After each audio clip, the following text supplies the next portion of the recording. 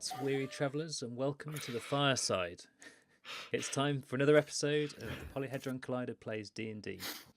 Tonight we have the Masters of Fate, and they are Andy Lewis as Arrakis Thundarian the Sorcerer, Sid Gill, Hello. who will be joining us very shortly as El Cockwind the Rogue, Adam Moran as Sylfina, the Druid, Derek Neal as Imnek the Warlock, and always, most importantly, our benevolent DM, Steve. Benevolence. He seems to be getting less and less benevolent every session, but still. Steve, if you'd like to once again step into the firelight and resume our story, we should begin. Okay, so in the last session, you headed up to a cavern on the side of Kelvin's Cairn where smoke was to be seen pouring out the side. You're right there, Andy. Carry on. There's nothing to see here. I just don't want it to explode in my face. So you investigated a cavern which on the side of Kelvin's Cairn where you found a bunch of goblins and cultists camping in there. At the beginning of the last session, Arrakis had been captured by the cultists, where they took him to a mirror, which seems to be made from black ice, where they communicated with Hedron, the Ice Witch, and she walked through the mirror and took the mysterious artifact that Arrakis has been holding onto.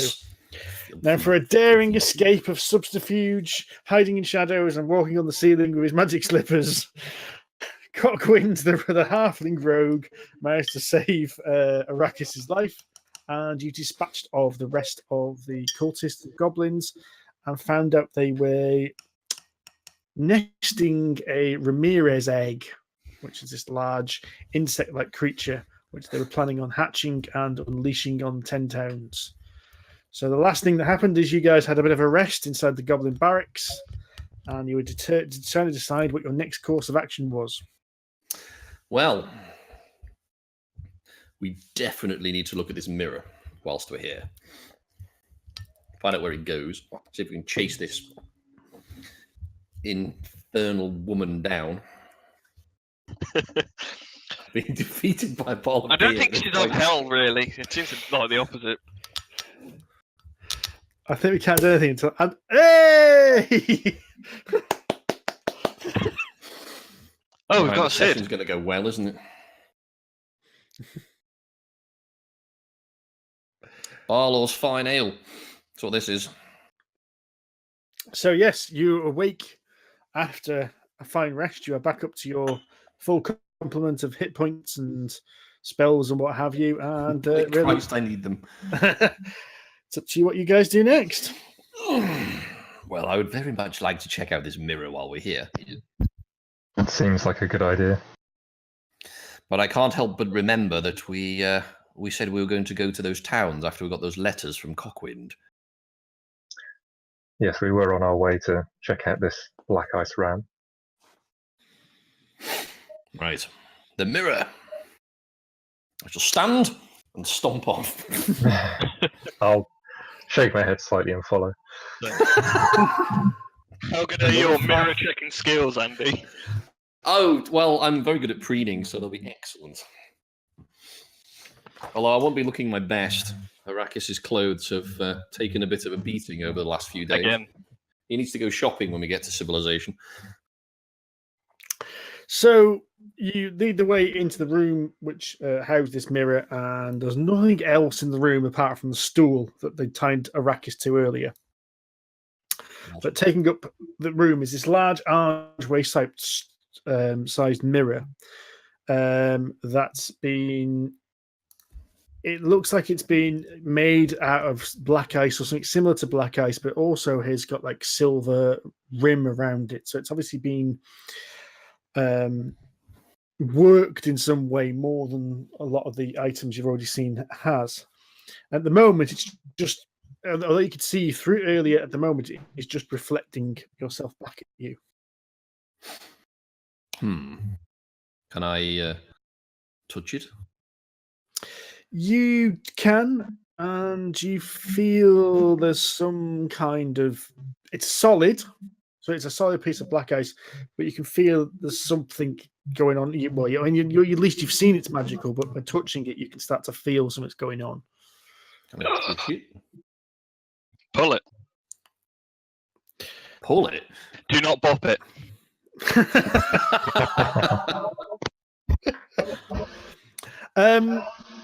You can, you touch it with both hands. Again, it's just a solid ice, but you can feel something trying to kind of grasp, as it were, but not clutch. Just kind of almost like as if like a hand is trying to touch you from the other side a little bit. Oh, hello. Make a charisma check. Ooh, this is going to go wrong. But if you've got a proficiency in Arcana, you can add your Arcana. You can add your proficiency bonus to it as well. I do not have a proficiency in Arcana. Okay. Hilarious I do. for a sorcerer. But I do have +7 in, well, +4 in charisma. So just a straight charisma roll, yeah? It's a straight charisma roll then. I have Arcana. So I think it's a. That's all right. as you touch the mirror, you almost feel as if you can control it Ooh. and communicate almost through it. And as you make this thought, the black kind of reflection you see kind of swirls, and what you can see instead is like through the other side of the mirror, as if it was like a window or doorway into another room. You can see this kind of audience chamber, and everything inside the room has been constructed from black ice. So that the entire room is black ice. The walls are black ice, the pillars are black ice, the staircase leading up, and there's like a plinth with this like throne on. And you Is can it the see room that we saw before? It's the room that you saw before, yes. Can I move through the mirror? You can. Uh-oh. And with another push, you can feel Someone yourself. tie a rope to me. I'm sure you'll be fine. Splat up against it. Just shove me through. So, right, let me just do Have fun, a couple Andy. of things. It was nice knowing you, boys. We'll miss you, I think. No, you won't. I said I think. Right, where's your token gone? Sorry. Oh, Jesus, I forgot how strong that is. Ooh, that looks fun. That seems to be quite a few people. Nah, it's fine. So you've basically turned up at the entrance to this room. To one side of you, the one side of the pillars, are a bunch of barbarians. And to the other side is a small group of orcs. And they kind of they seem to be sitting at each other, kind of like staring at each other, kind of suspiciously from across the archway you're in. Behind you, the mirror is against the wall, but there's also like a massive opening to the outside. And just looking out, all you can see is like an Arctic Ocean. So like loads of icebergs bobbing around on an open sea, and the wind's blowing in and bringing in this horrible cold air into the room. And he goes, you guys have just seen Arrakis just basically walk through this mirror into the room that's on the other side. Can we see the orcs and barbarians? You can now, yeah. They don't appear to have noticed him quite yet. Well, we can change that, can't we? Oh, what to do? I could do the sensible thing and say nothing. But that's not like me, so... Arrakis is sensible. Absolutely not. Sorry, chaps. Got a bit lost. Hi. Arrakis Thundarian. You might know me. I don't suppose you know where your boss is. So everyone kind of turns to you in unison. You can see that around the kind of barbarians is a particularly large, bulky barbarian with a big beard.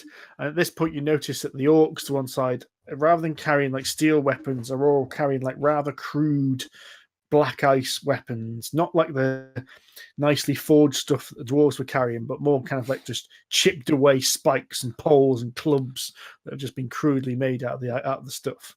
Oh, wonderful. So the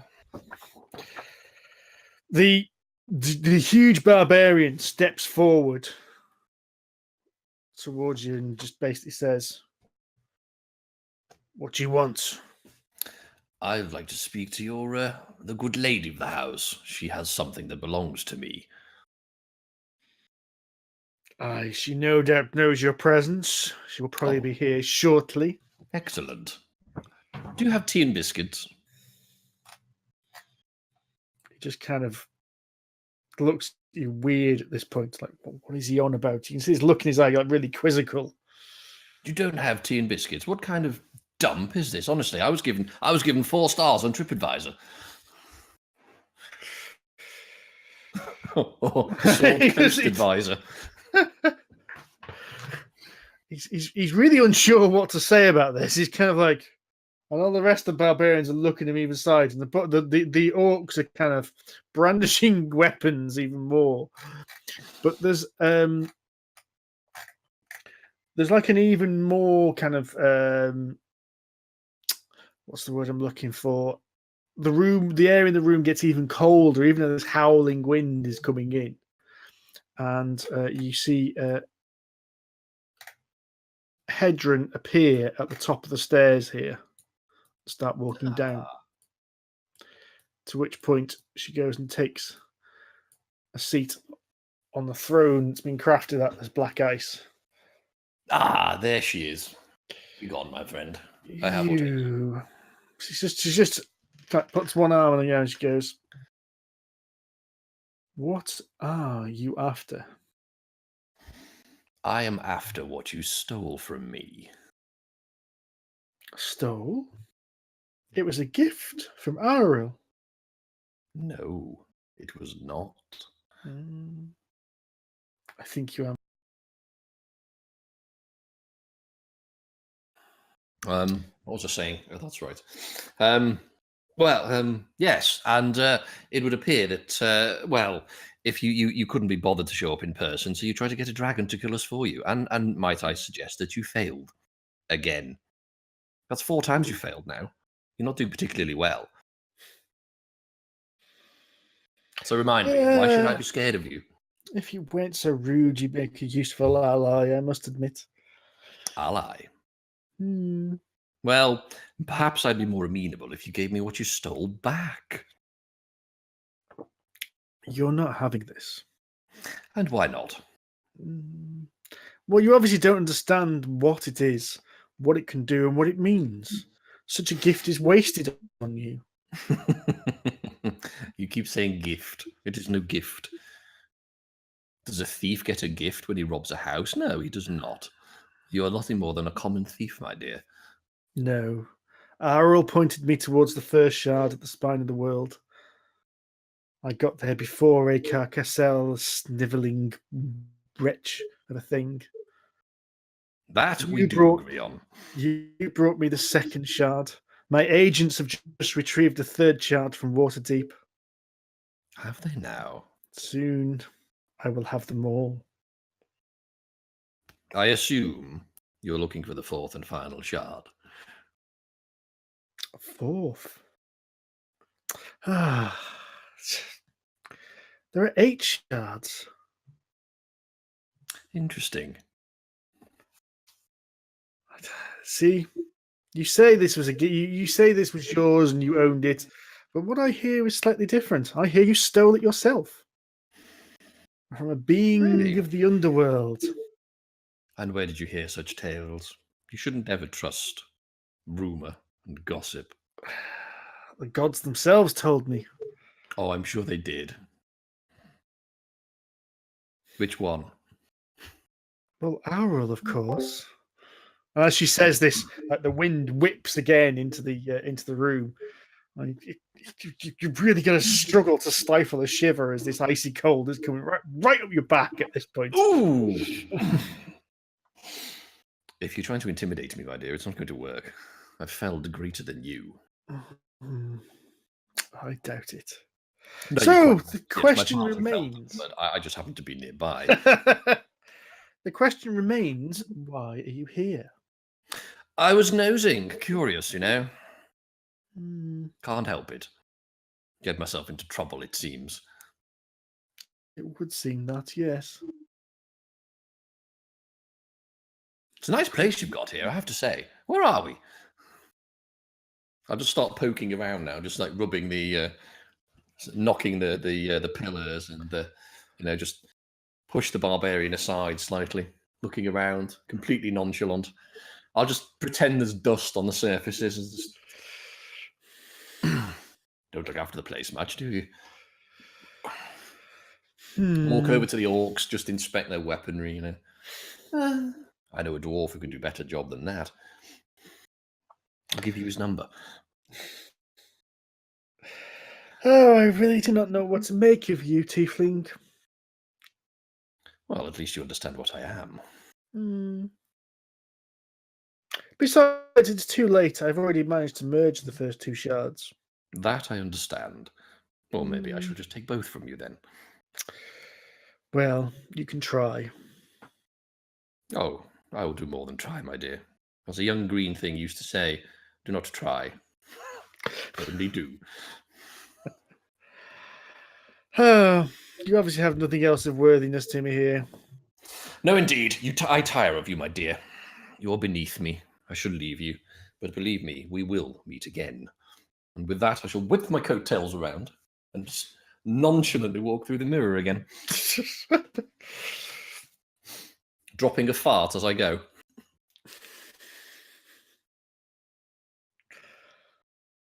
Okay. I'll take it. I'll be back.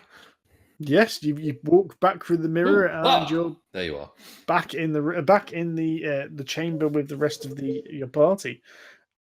I trust you saw that, gentleman.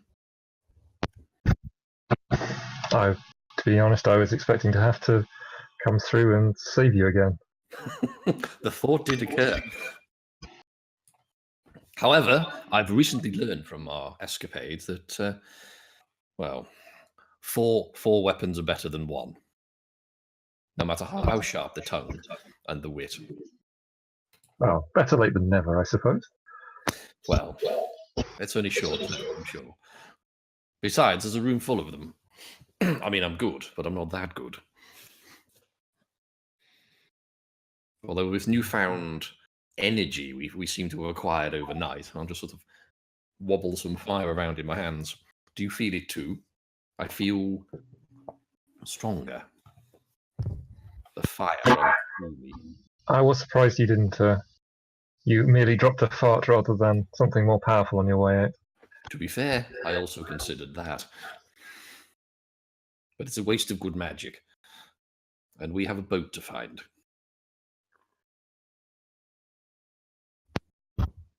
Indeed. Besides, I don't fancy tangling with a goddess on my own. Yeah, we were right behind Sensible for you, once. weren't we? Imnek says, Were we? on its side. You remind me of Blackadder on that one. If you should falter, my boy, just remember that Captain Darling and I are behind you. About 35 miles behind you. If you won't challenge your goddess, that's your business, mate. That's not mine. Yes, I didn't want to. Don't worry. When I tangle with the goddess, I'll make sure you're all there. I think that's hard to do with the barbarian that can cast invisibility. Indeed, you're rather useful. Question: could Arrakis and therefore the room see us through the mirror? Yes. Right. Look, Raki's looking over his shoulder into the mirror. Could see the other into what you were. Yeah, when you were there. Yeah. Yeah. It basically becomes like a doorway at that point. Yeah. We shall have to remember this place. They need a cleaner. Those orcs are messy bastards. I suspect they will send more through once we are gone. Can we lay a trap? Like, I'm hunting a trap in my pack.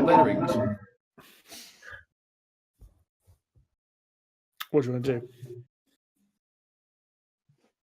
I think we should probably continue with our agreed plan, shouldn't we? I think so. Head to either Goodmead or East Haven, because that's what the letters suggested we should do. Plus, I can get myself a new set of clothes, because these are ruined. And I hold Cockwind partly responsible. I don't know why you hold me responsible. You're the one who chucked the bloody ball bearings on the floor, you little twat. Oh, well, when you put it like that, a bit of logic to what you say. Yes, how dare I bring logic and facts to a discussion? Indeed. We deal in nothing short of conjecture and opinion. Hearsay, that's what we want. Right. Shall we? So what are you guys doing then? then? We must be a fair bit from the Red Run and Eastway and stuff here, where we are. So you're on the kind of the eastern side of Kelvin's Cairn, which is the big mountain. So the two nearest spots. So if you're at the kind of, I said you're at the mountain here, and then there's Caerconig is the nearest town of 10 towns, and then the Dwarven Valley is probably about the same distance away. To be fair. Don't forget I can pass Stokely. Yeah. You pick up your weapon. Yes. Do you think we could get a boat across Lagdinishire if we head towards Caerconig, the town? It'll save us a load of time.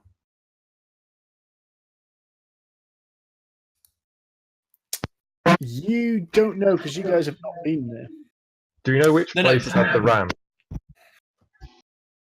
I suspect it's in Goodmead or East Haven. You've heard it's on Lagdinishire. That's all you kind of know at this point. So Goodmead is on Red Waters, which is a separate lake with a river connecting them. But you don't know where you don't know exactly where it is at this point.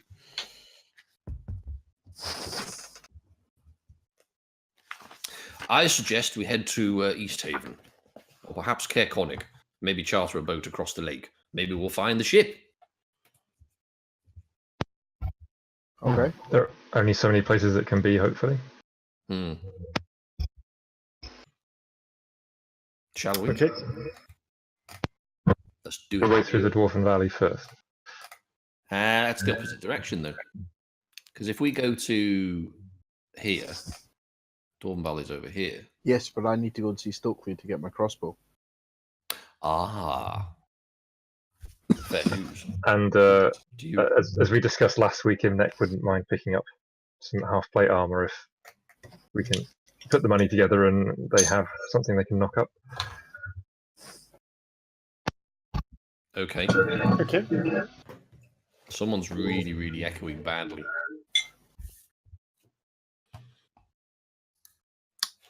So what are you guys doing then? I guess we're going to the dwarves. Okay. Right then, Mr. Frodo. We're going to see the dwarves.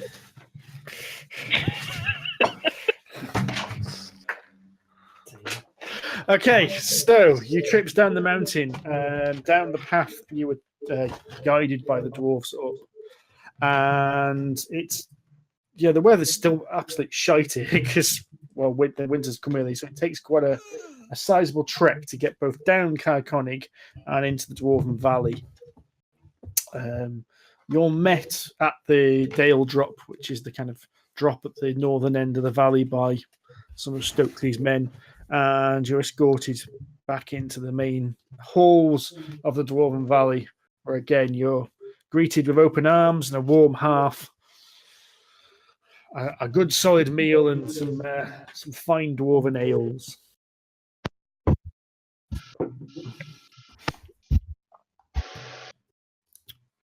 So, Cockwind, you'd made a deal to swap the battle axe you'd been provided for another weapon. Yes. And Stokely Indeed. takes you to one side and brings out this exquisite light crossbow.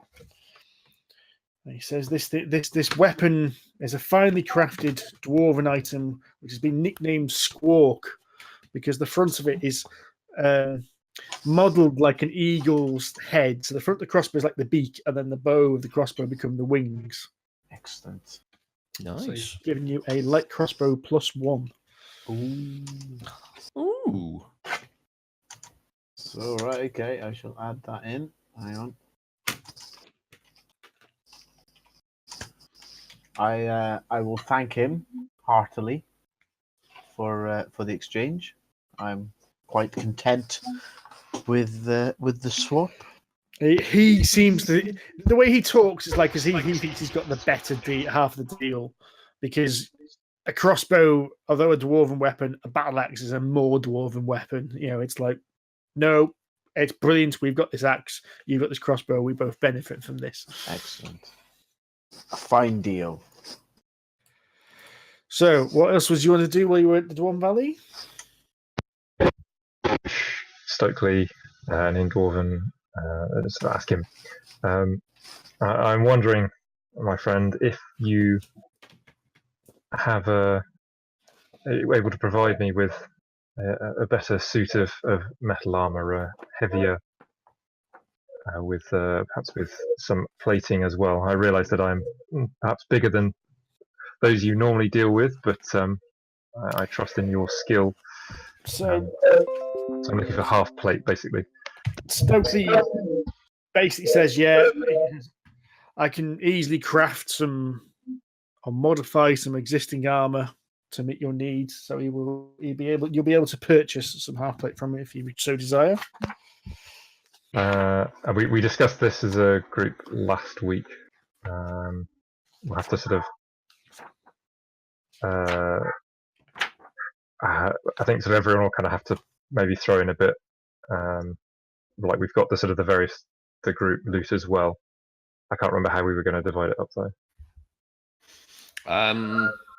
Can't remember. How much? I can't remember how much it was. Same. It's like 750. Half plate is 750. Yeah. Yeah.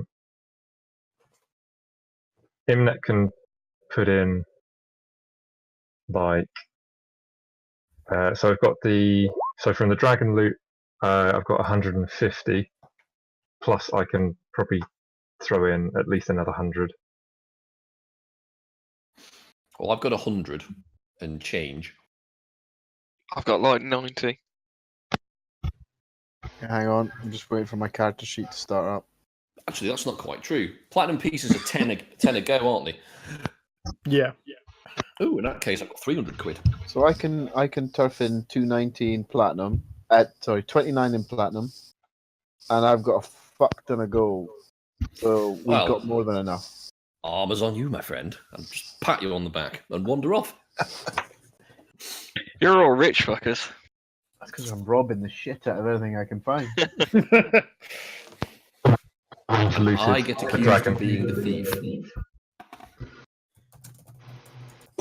Right. So what do we need then? I've got 150 dragon loot that I picked up, plus I can easily throw in another 100. So that's 250. You've got 290 in platinum pieces. Yeah, I can turf the lot in if you want. I can make it 300.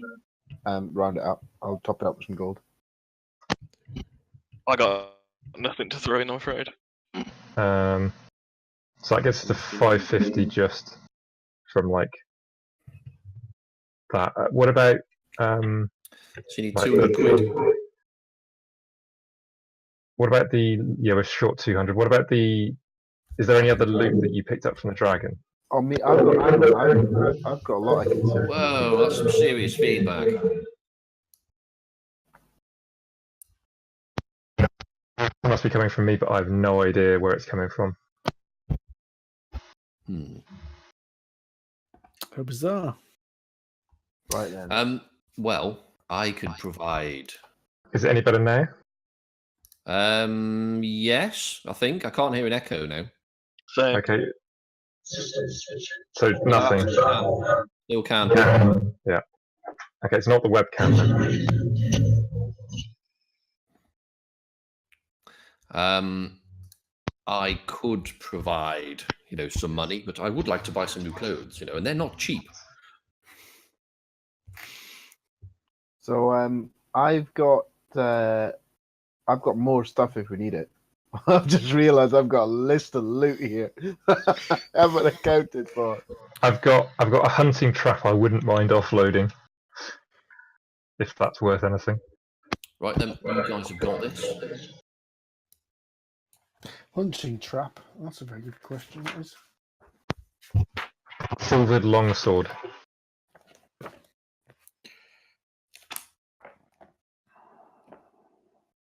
How much would a silvered longsword be worth? Silvered longsword. Hello.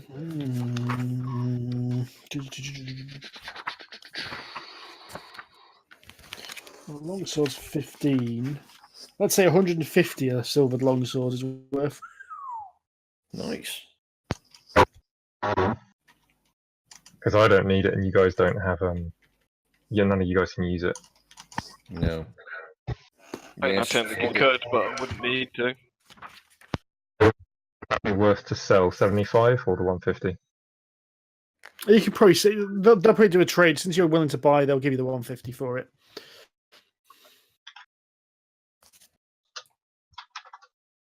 That gives us 700, so we just need another 50.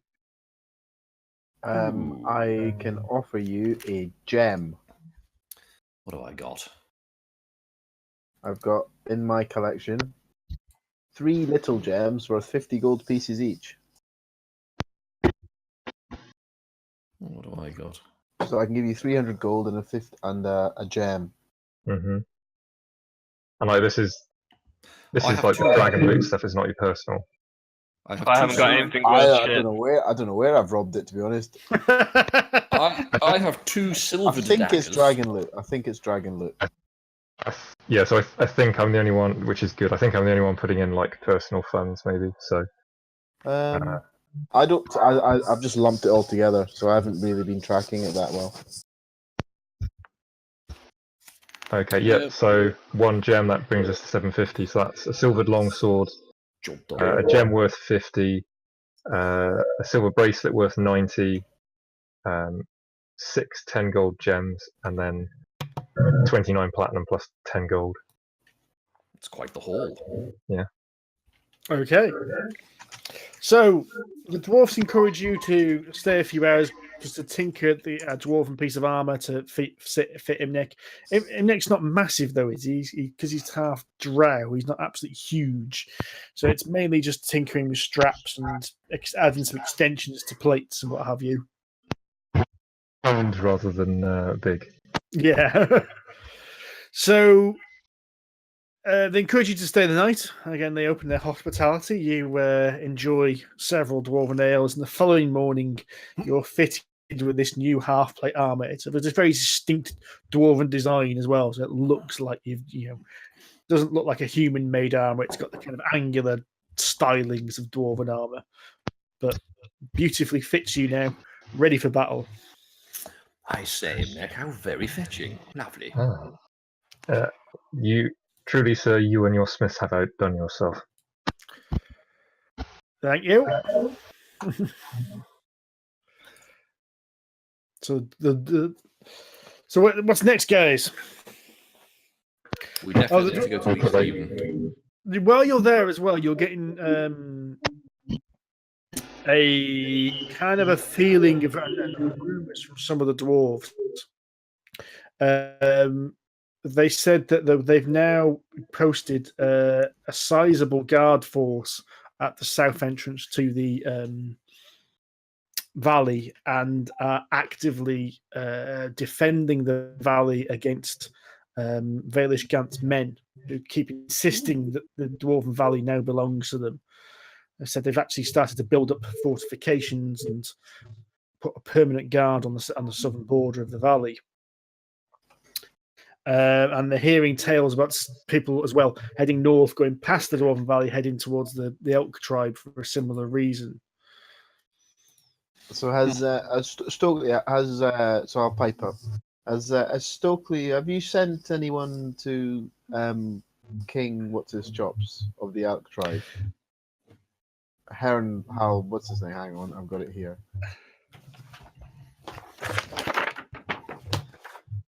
Soren Arnsforth. No, not him. Wrong guy. Yarnold. Yarnold. Have you sent word to King Yarnold? I've sent emissaries to King Gal, and I've also sent emissaries to the other towns in 10 towns. Not sure what's happening now. I'm trying to get a call of a 10 towns council. It's we're concerned, basically. There's an issue with, well, this Valish Gant fella. We'd love to know what happened to Devessa. Something doesn't seem quite right here. And all the bear tribe and beast attacks have started to increase again. And we keep hearing about this cult of Arul in the other 10 towns are killing people and leaving them out in the cold. I see. I tell you what, I'll have a chat with him as one magic user to another. Well, I've put a call out. Got answers off some of the towns. East Haven have answered. Carconig and Cardinaville haven't yet. But I think we'll be having a 10 towns meeting soon. Excellent. Well, You could be there. Be most appreciated. well, we shall see what we can do. I need a chat with this Gant chap anyway. Well, maybe you can talk some sense into him. But at the moment, he thinks he owns the entire Dale. Yes, well, I shall show him he does not. I do. Our next port of call after we investigate this black ice. Indeed. Yeah, something not right about it. We've seen greed in 10 towns before, but this is different. Well, we know who's causing it. Well, let's hope you can get to the bottom of it then. We know who's causing it. I've met her. This he kind of raises an eyebrow. What?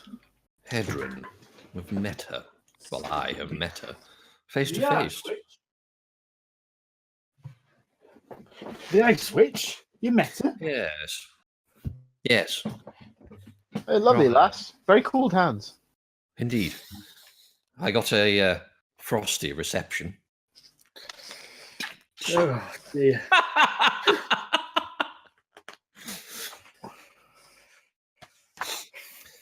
She wasn't Well. exactly friendly, but she appears to be gathering shards of a crystal, black ones,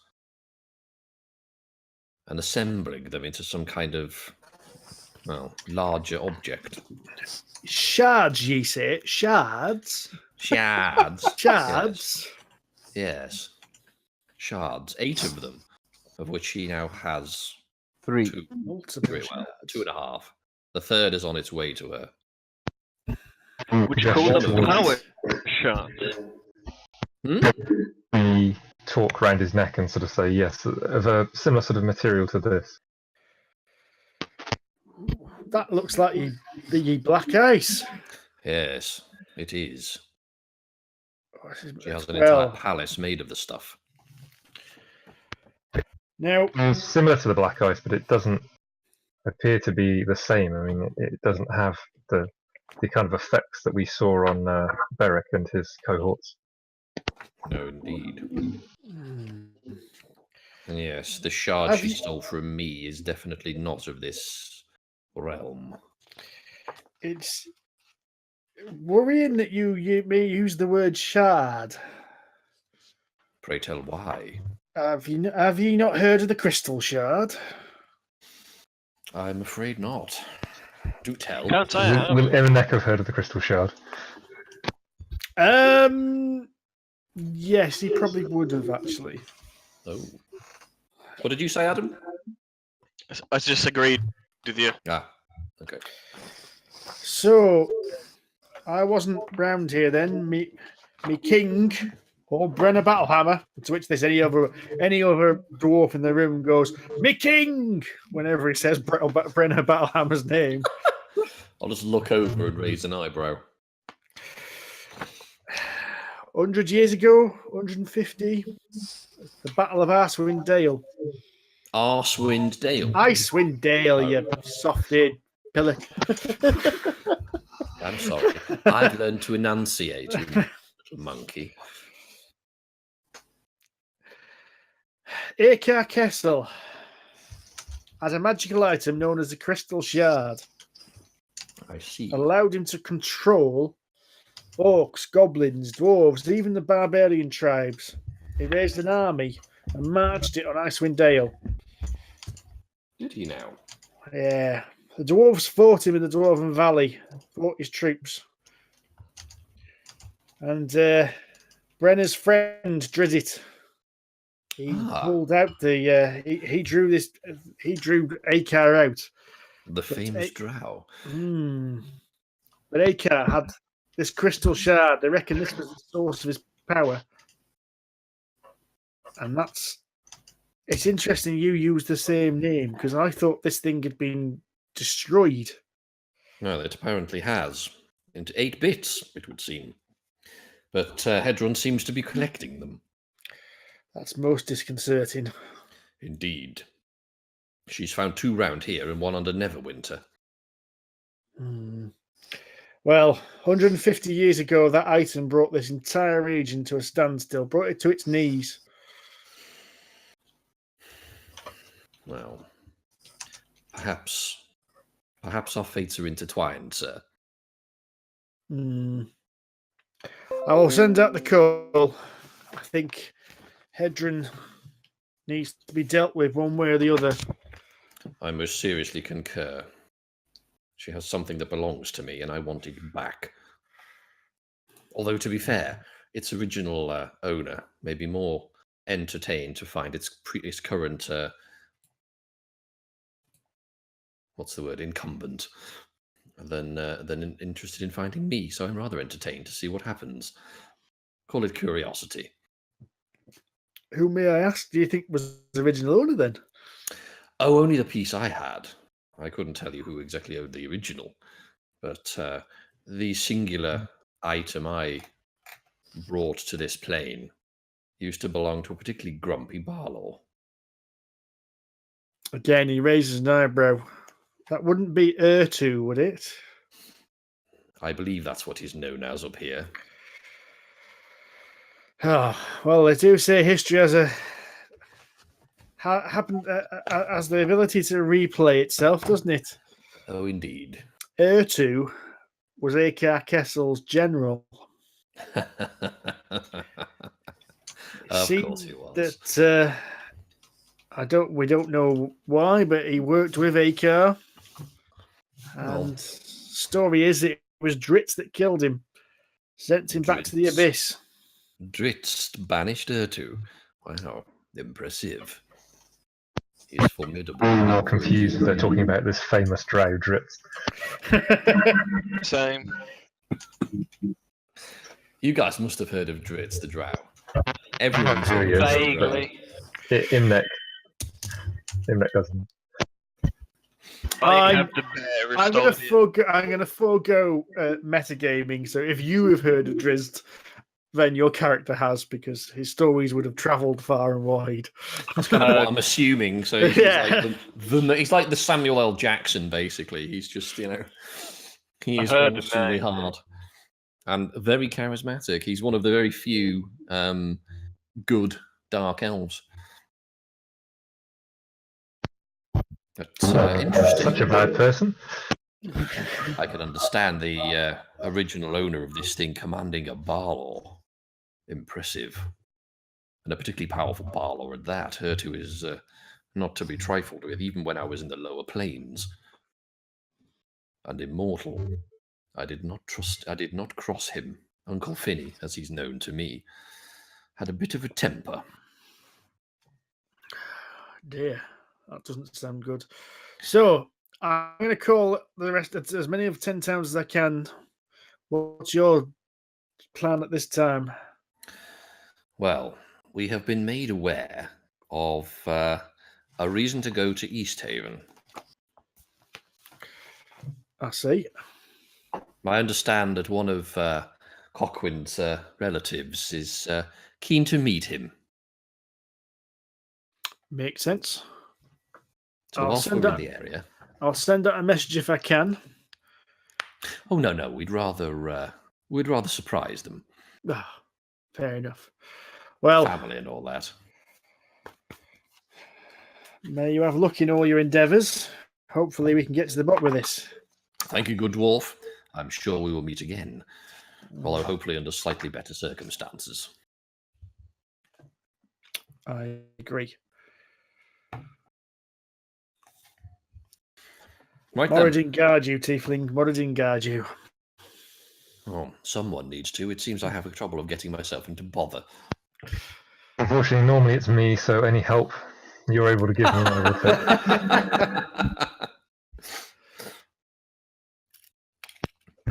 take. Before we leave somewhere, I can sell stuff.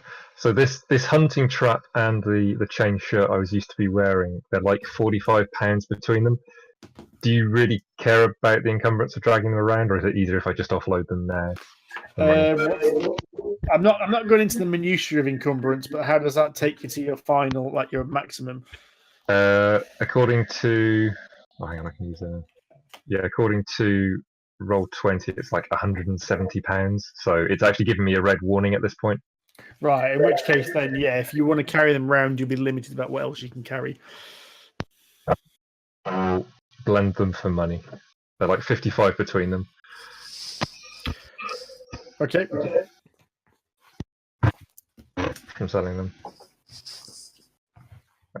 So the book price is like 55, did you say? 55, yeah, for the both. So you managed to get about 40 gold pieces for them. Cool. The book price. We've got a management accountant amongst us. Aurora, got a net book value of a chain shirt. Aurora's all. We wrote it off this year. It wasn't worth it. What skill does that fall under? You say that, but canonically, there is Aurora's All Realms catalogue, which is the equivalent of Faerun's Argos.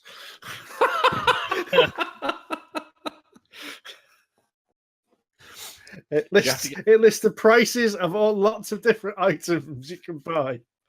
Does it even have a shit jeweler that if you buy gold jewellery, it turns green in the rain? I'm sure if you bought something that looks good, that would happen. Disintegrate, one of the two. Right then, chaps.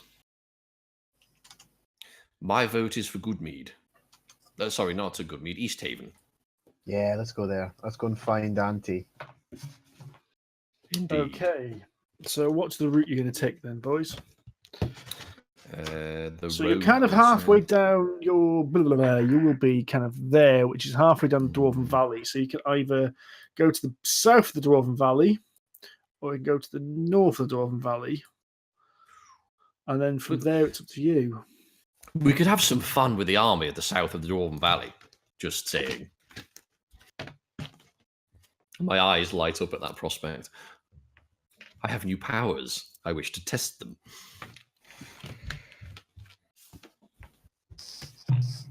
You know, just to make sure that they're right. Are you some kind of fucking samurai? Oh, time to test my sword. Let's execute peasants. Yes. It's a bit harsh, mate. To Kerkonig fastest. Yeah, so the quickest way to Kerkonig would be to go to the top of the northern end of the Dwarven Valley and then skirt around the bottom of Kelvin's Cairn. Oh, we're going to J and then get the boat as the original plan. Yeah, okay, let's do that. Okay, you on agreement? Yeah. Sure. Okay, so yes, you follow the Dwarven Valley north, and it takes probably about where's me travel things? Dwarven Valley skip and a jump.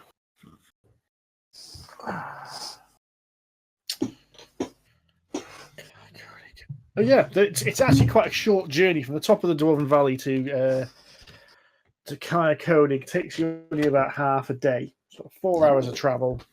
Wow. You seem to be quite sheltered from with the winds coming from the north, and you follow like this. There is a path above a trail, really, that kind of leads just on the foothills of Kelvin's Cairn into the town of Koenig. Excellent. So Koenig Last. Koenig is described as a town, but it's not really it's more of a harbour with some houses around the outside of it, basically. So A good chippy, at least. it's slightly still up the start. It's a little bit higher up than the lake kind of thing. It's just at the very foot of like the of Kelvin's Cairn. So you imagine like one of those pictures of like those Nordic fishing villages where the mountain just kind of comes up straight afterwards behind it. It's kind of that, just nestled there. I'm getting mixed up between the two here. It's kind of difficult. So it's called Kaya Koenig. You see that there was once, you can see it with a little tiny map that's at the bottom here. At one corner of the harbour, there obviously once was some kind of castle, but now it's just like a ruined clump of stones, and the harbour itself is made up of not very clear on this map, but there's like another street kind of behind that one. So there's the harbour itself, and then like a street of houses. Mm-hmm. So it can't be. You get there. It's not exactly a big town, but it is kind of bustling. There's boats coming in and out of the water. You get there about midday. So you see the old fishing boat that's managed to catch something coming back in. It's not far, not long as soon as you walk into the town. You are, general people around you kind of look at you strange because they're not used to seeing people coming from the Dwarven Valley. But asking around, they all say that there's two inns in town: the Northern Light, which it says where most traders and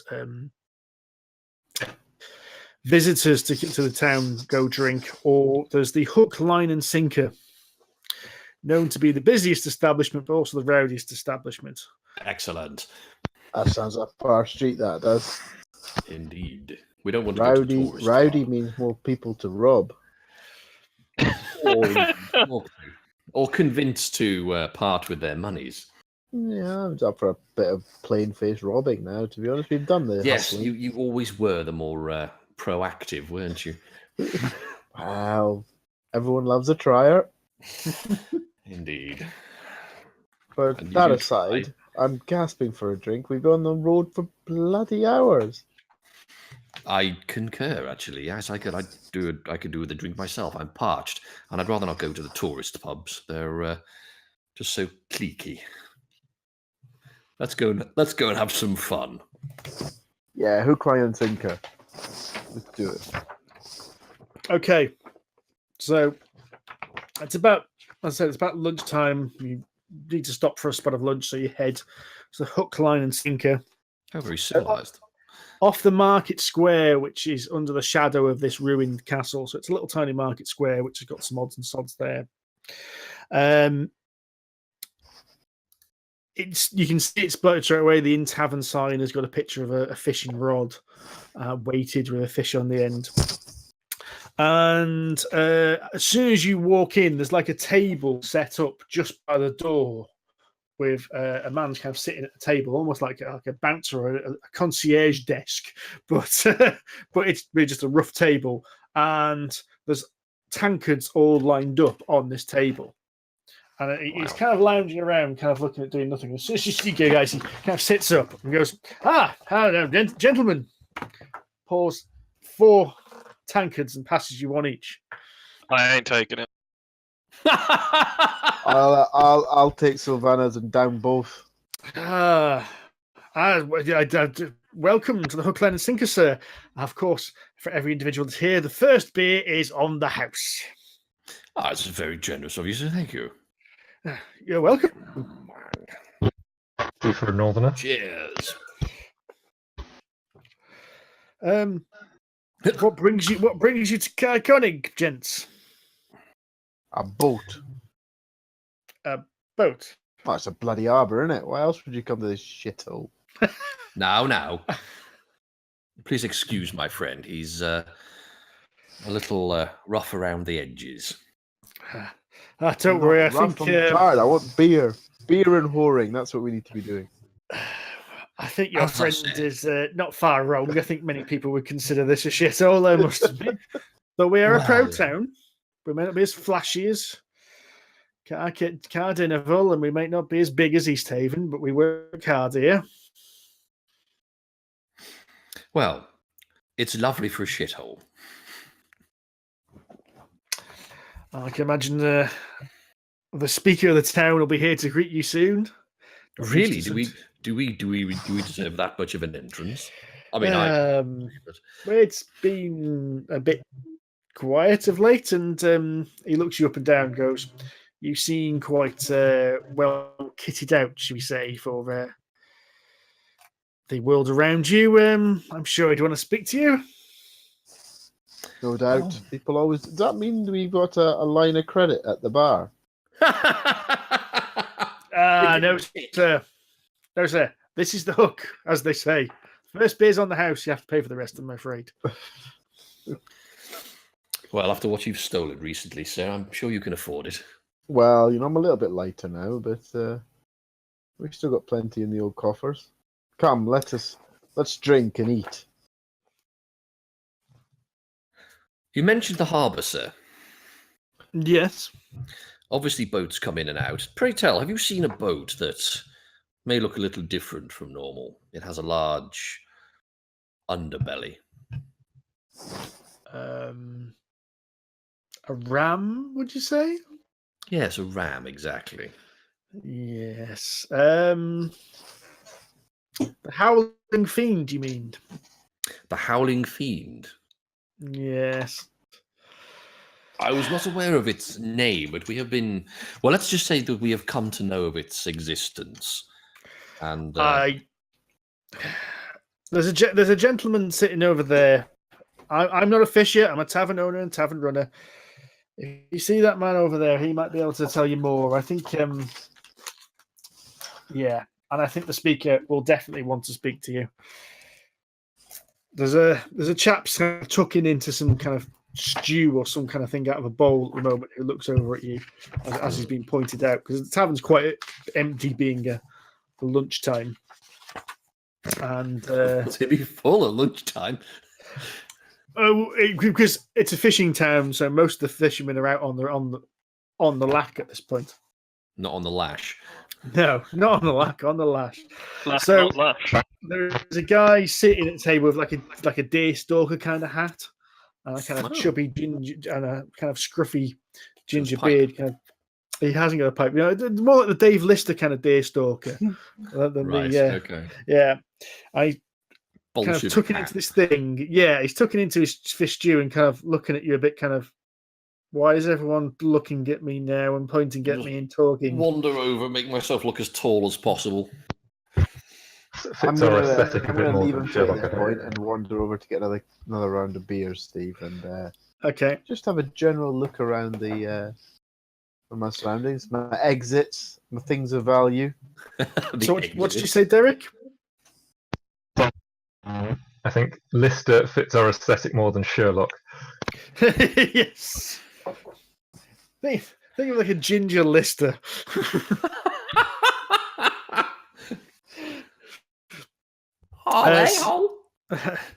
I'm not doing a Scouse accent. It's going to go badly if I do a Scouse accent. Get Lewis I to do one for refuse you. to do mine. Yeah. So, Sid, you have a look around. It's it's obviously a tavern rather than an inn, if that makes sense. So it's a drinking establishment of food. Yeah. It's fairly modest. It's obviously a fisherman's and sailors thing. There's all kinds of paraphernalia on the doors, but on the walls. But there's not much really to it. It is really just a drinking hole. There's plenty of tables. There's a bar at one end, and there's this little table he's set out with all these beers in a row. And so there's a back door and a front door, basically. And it's obviously the back door is kind of like down to the cellar kind of thing. Right. And is there any sort of people that are looking interesting? You know, either shifty, uncomfortable. No, it's actually quite empty at the moment. It's just really you, the bartender, and this guy in the hat. In which case, I shall claim the beers and go and join the rest of the weird guy eating his stew, Ginger Lister. Ginger Lister. I'll just stand over him and eye him for a moment. So we had I'll sit down, flick out my tails again, and sit down. Hello, good sir. How the devil are you? Oh, screw it. I am going to go for a Lister voice. All right. It's going to be Dirty Wrexham. Oh, probably, yeah, it's pretty close to Wrexham. All right, lad, how are you doing? All right, la. All right, mate. How you doing? He come down. What can I do you for? Fucking hell, you're going to get me doing it now. That was his cunning plan. There's a little bit of fear in his eyes because you basically just kind of just made a beeline for him. And he kind of what can I do you for? Rumour has it you know something that we need to know. Well, what is it? Apparently, there's a boat around here with a large black ram.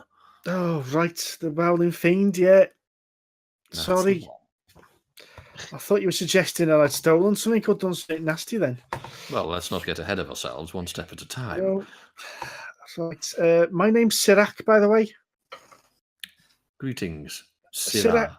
Sirac of Sazale. Of course it is. The scousest name in D&D.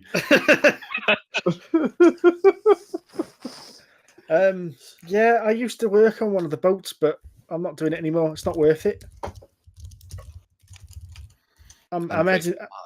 Oh, well, I'd like to live. What happened? Have you not heard? That bloody pirate boat's just smashing up everything it sees. I assume that'll be the Howling Fiend then. That's the one. And Comes you out of say pirate. nowhere. Comes out of nowhere. At dawn or dusk. Comes out the mists. Rams into your boat. Starts.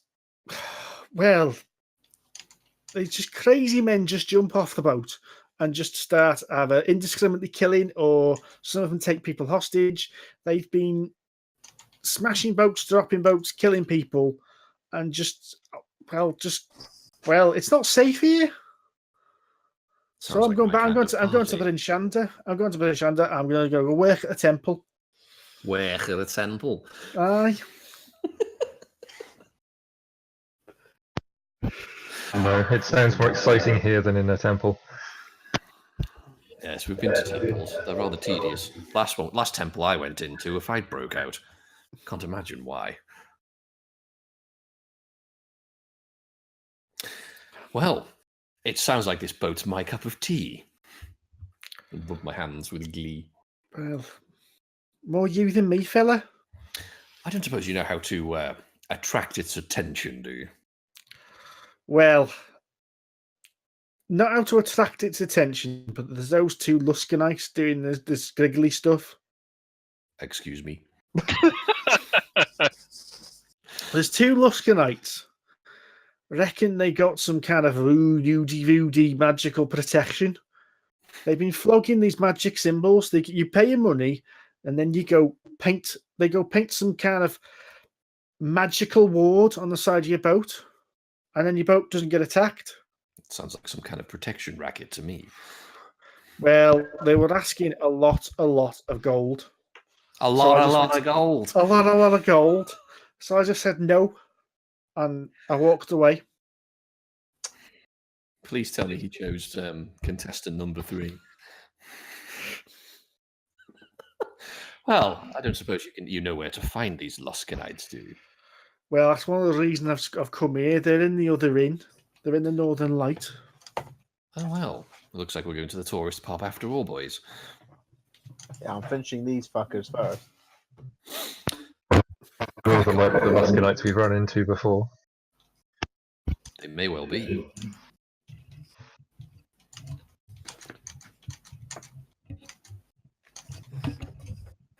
Wow, there's no rush, is there? Let's have some food and then we can head over in the afternoon.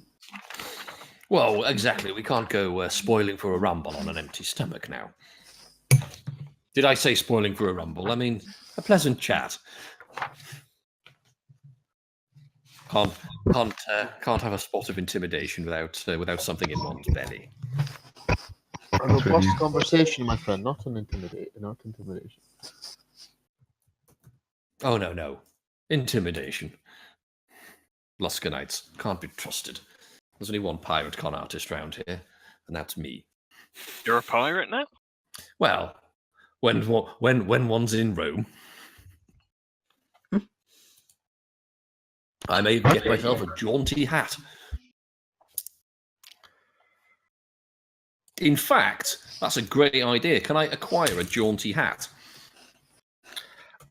I'm sure you can find a jaunty hat in the market square, yes. Excellent. Maybe It one of these pirates will have one you can take. It won't be very fashionable. It'll be more practical and fashionable available from Cardigg's market. They don't exactly do much in the way of high fashion. I'm not looking high fashion. I'm looking for something that will possibly pass me off as some kind of ropey-assed pirate that might get these Luskanites' attention. Well, yeah. At the least moment, boatmen. you are wearing like this really fancy armor, this fancy suit that's been worn and tattered over several. You look. To be fair to everyone else at this point, you do at this point look like a Weatherspoon's regular. You know, the guy who comes his best suit, but he bought his best suit 30 years ago. Right then, so I'll just turn up as I am. I'll be right. I'm Weatherspoon's regular. What? I've got a mini skirt 6 inches long and a boob tube that's about my tits are about to pop out of. Okay, and that's just the men. Out, to be fair, in Weatherspoon's, mate. Or a Kappa tracksuit. Maybe I'm getting confused. I should be talking about Goose regulars rather than Weatherspoon's regulars. Goose? Yeah. I've never been to a Goose. I have been to a couple of gooses in the past. Is that what the hell? Is it a grey goose? Not the grey goose. That's a vodka. Yeah. There's one in Oxford I went to. That was ropey. Yeah, they always have a guy in a suit who's looked like he bought the suit when he was, he's in his 60s, yet he bought his suit when he was 25 or something like that. And it's never fit him. Yeah. He's there when the door's open and he's there when the door's shut. That's it. And everyone's his mate. Right then, time to get into character. Right, so you finished doing your catwalk thing? I have. I've done my little turn on the catwalk. Right. What's everyone else up to? We still in the pub, right? Yes, you're still in the book, thank you, yeah. So Yeah, I'm before you guys anyway. going to carry on my... there's something not right. I don't feel comfortable. So I'm going to do one of my little roguish things and slip away. Your pile's playing up again. Yeah, I think so. And I give the boys a nod and just slip out of the pub. And I'm going to go and have a look around the town. He's on the rob. End up at Northern Light or whatever it's called. I guess we'll meet Cockwind at the pub. Okay, so basically the entire town is basically just two streets, like two horseshoes that kind of surround the harbour. So the eastern side is where the Northern Lights are in the market square. I said the market square itself is quite rudimentary. There's basic fishing equipment, food supplies, that kind of thing. There are some clothes and weather and what have you, but it's all kind of furs and leathers and stuff to practical stuff. Most of the houses that you pass as you're walking through they're empty at the moment. Most likely these belong to the fishermen or the fishermen's families. You see the odd wife or whatever doing the washing or whatever. With the other, having a quick walk around, you've like I said, there's the ruined Kaya, but there's not much there, and there's a large house just in front of the ruined Kaya, which is basically the closest thing to a manor there. The only other real place of interest, apart from the Northern Lights, which is the other side of the town square, is there is a shop called Frozen Fire Expeditions, which with a prominent sign outside. They'll have kit if anyone wants kit, I'm assuming. I suspect they won't have an array of fine clothing to replace my own, however. Is there a really ropey hat I can buy Arrakis? Like almost like a pork king hat. Sort of esque. Like a awesomeness. A pork king hat. That's a very in joke between me and Sid. It's a very in joke, that one. There's nothing as touristy as that, no. And as I said, everything is kind of like, it's more kind of like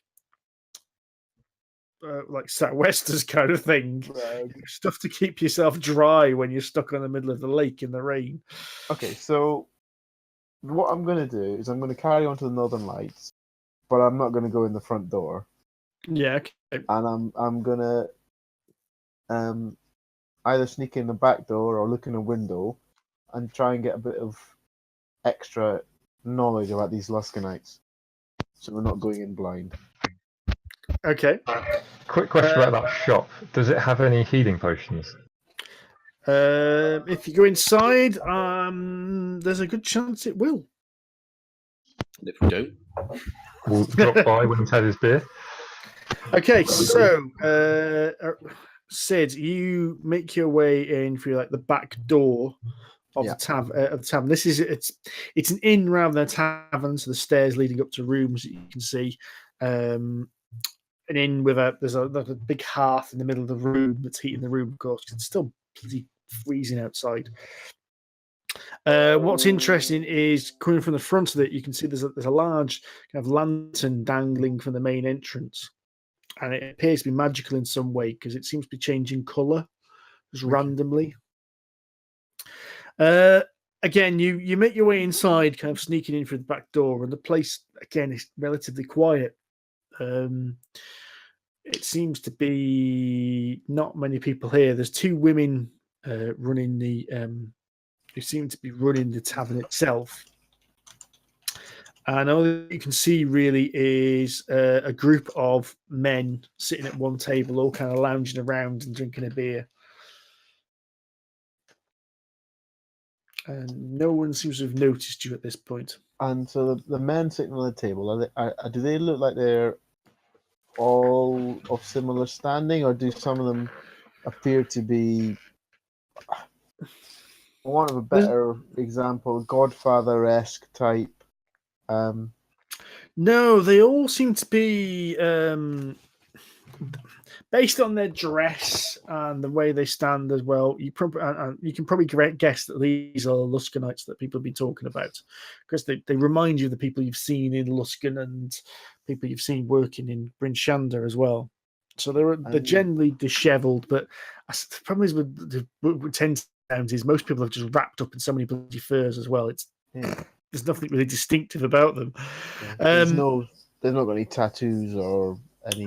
Not you can see, no, because what clothes they have are covered at this point. There's about 7 of them, and they're having a drink, and some of them are playing cards and such like, and generally chatting.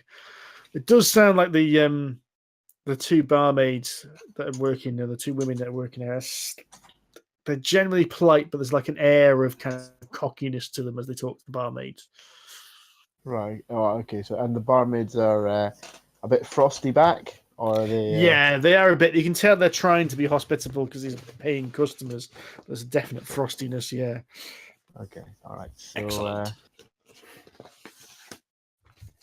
What's everyone else doing at this point?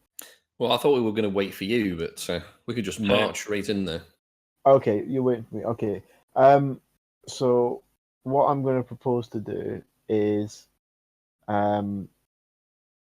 sort of not make my appearance known, but just sit down at the bar quietly and try and catch the barmaid's eye.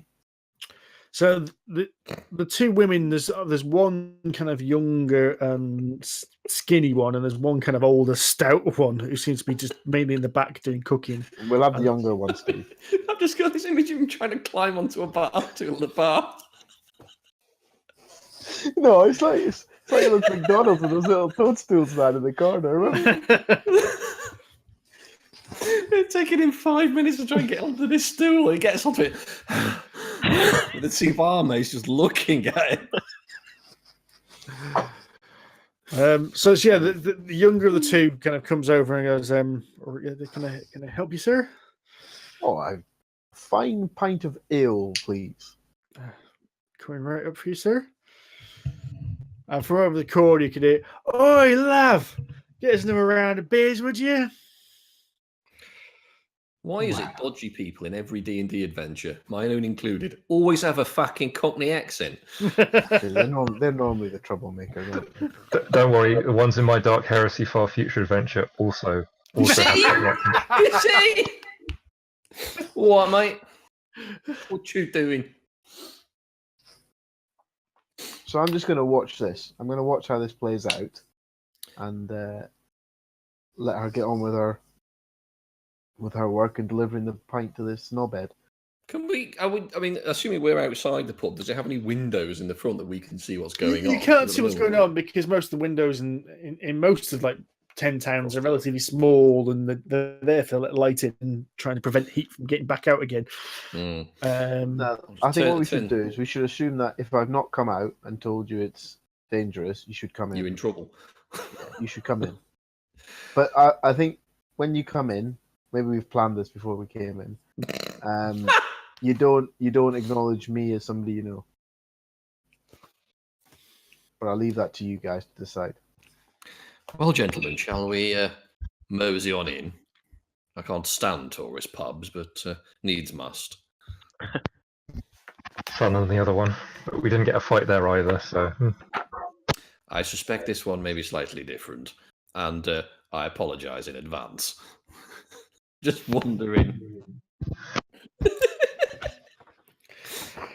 So you're wandering and you see Cockwind's at the bar, kind of nursing a pint, looking subtle. A full pint, not a half. It comes in pints. Around the table to your right, you see 4 men playing cards and 3 others kind of just lounging around sipping beer. They kind of look you up and one of them looks you up and down, but that's about it really. Most of them don't pay much heed to you. I'm going right back.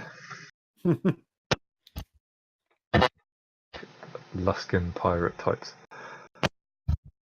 Are they? Do they look familiar? Are they dressed in an attire that we recognise? You don't recognise their faces or anything like that, no. Okay. Attire though. Are they dressed familiarly, or do they have tattoos or anything like the? You can't see tattoos because there are the odd tattoo on like a neck or something like that, but nothing. Right. But if you're looking for any ones on their arms, they've all got. They're all dressed. They've all got the coats and what have you on. Okay. Right. I'll get a beer. I'll not acknowledge Cockwind at all, because we're basically on a con here, so. Wander over to the barmaids and turn on the charm. Oh. No! You've got your measure, didn't see mate. me at that party. That was just fucking top drawer, that was. That's the only time I've been useful. True. Stopping the paladin getting A, his ass handed to, and B, dying.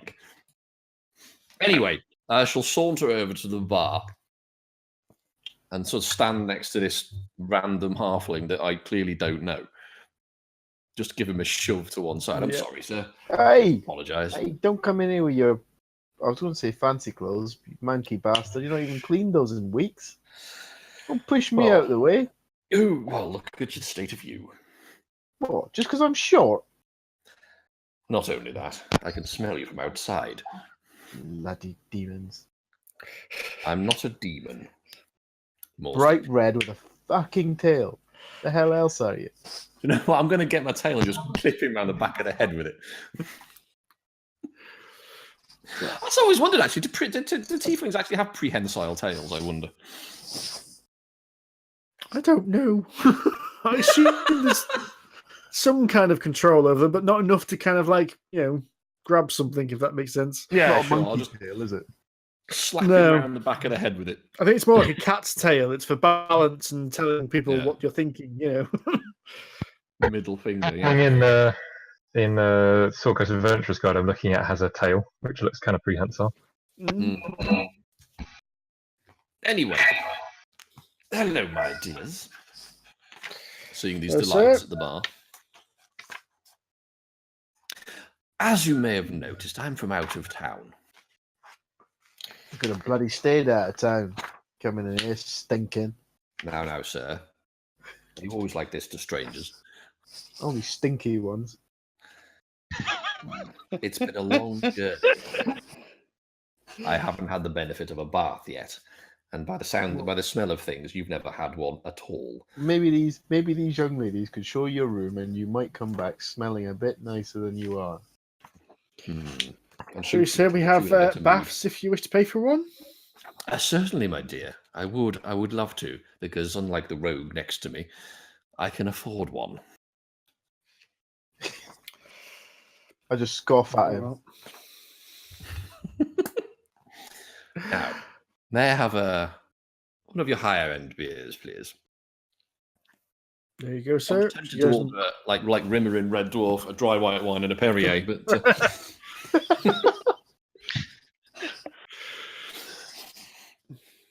So she pours you a beer. What, by the way, what are Sylfina and Imnek doing at this point? Get himself a beer and watch the interaction between his fellow party members. What are you Yeah. doing, Adam? Lurking, I guess. Are you just kind of just lurking in the shadows at the back, are you? Yeah. like Aragorn in the Prancing Pony. Yes. So, three of you at the bar, and then Sylfina's just kind of standing at the back. Mm-hmm. Okay. So, as you're standing there, one of the men who's sitting down, not the ones who's playing cards, but the other ones, kind of walks up to you, Adam. Don't know you. This is going to be only because I have nothing in charisma skills. It's not Doesn't about matter. that. Have you heard the Han Solo theory? Nope. Han Solo always has a shoot low. first. No, Han Solo has a low charisma. Because even though he talks the talk, not a single argument, persuasion attempt he makes in any of the Star Wars films works. It always goes badly wrong. So, in fact, Han Solo has got a low charisma, and that's one of the High D&D wisdom, teams I said think. that. Yeah. And definitely a high constitution, having been frozen in carbonite. It's all about the chat. You don't talk much, do you? Nope. Do you talk at all? I got nothing, mate. You can see the rest of the crew are kind of like, what? Leave it out, mate. Oh, pretty elf walks in. I thought I'd say hello, Pretty. Forget it. And goes and walks back to the table.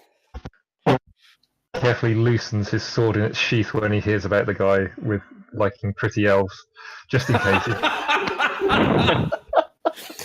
We don't take kindly to elf fanciers around here. Arrakis will just sort of glance over his shoulder at this would-be conversation. Just clear my throat. So the guys in the corner playing cards, Steve. Yeah. Are they just sort of gambling, or what are they doing? It looks like it, yeah. It looks like some cash is changing hands. It's time for a hustle, I Excellent. think. So I have a gaming set. Can I use that for something? Yeah. I have a set of loaded dice. Oh, mate, not those dice. Those dice are gonna bite us in the ass. I can't use them yet. I haven't actually attuned to them, so I can't thank use them. Fuck for that. Bearing in mind, it was you that robbed me these bloody Yeah, I dice. know. But then we told Steve that they're probably cursed, and he's not gonna let that go. He's not now. You've reminded him. No. He's forgotten. It's probably written on his monitor right now. There's a post-it there. Waiting to pull that one out of the bag. So I'm going to notice this game that's going on in the corner, and I'm going to start a second game with the dickhead thiefling that stood next to me. So, you stink, but you look like a man who plays cards. I've played the occasional hand. Why? Well, he's fucking pass the time in his shithole, innit? This barbarian geezer, he might be up for a wee hand and all. What do you reckon? I think he may be. What say you, my friend? Because obviously we came in together, so we've got the pretense of, being the... Yeah. What say you, my friend? Should we take this gnome for all he's worth? I'm sure he wouldn't put up much of a fight. Indeed. One way or the other. We'll either beat him by cards or beat him outside. Right. So, I think I'll say that just loud enough to be heard by the mob in the corner. They're definitely perked up interest. You can try not to make it look as if they're listening in, but they definitely are. Right. So to add a bit more flavour to pissing them off, I'm going to very nicely and kindly speak to the barmaids and thank her for her kindness, offer her a drink, and say, "Can you have another round for me and my new friends?" Certainly, sir. And then she starts going pouring you some drinks. And I shall pass a silver piece across the bar, just for their hospitality. Which they graciously accept. Oh, I'm sure they do. Right. So we are For now you, my dear. retired to one of the tables. Okay. Ruffling the cards loudly. Yeah, that's it. The sound of a few coins hitting the table. Clunk. And I think we'll continue to wind them up. And I think the biggest thing that's going to wind them up is get the barmaids on side, so that they don't have time to give them their drinks, or they forget, or something like that. So is there a can I possibly notice what kind of level of cash is being changed hands on the other table? Is it copper pieces or it's gold pieces? Gold pieces. Yeah, Oh, very that's nice. big stakes, right? Okay. Oh, that's big boy pants, that is.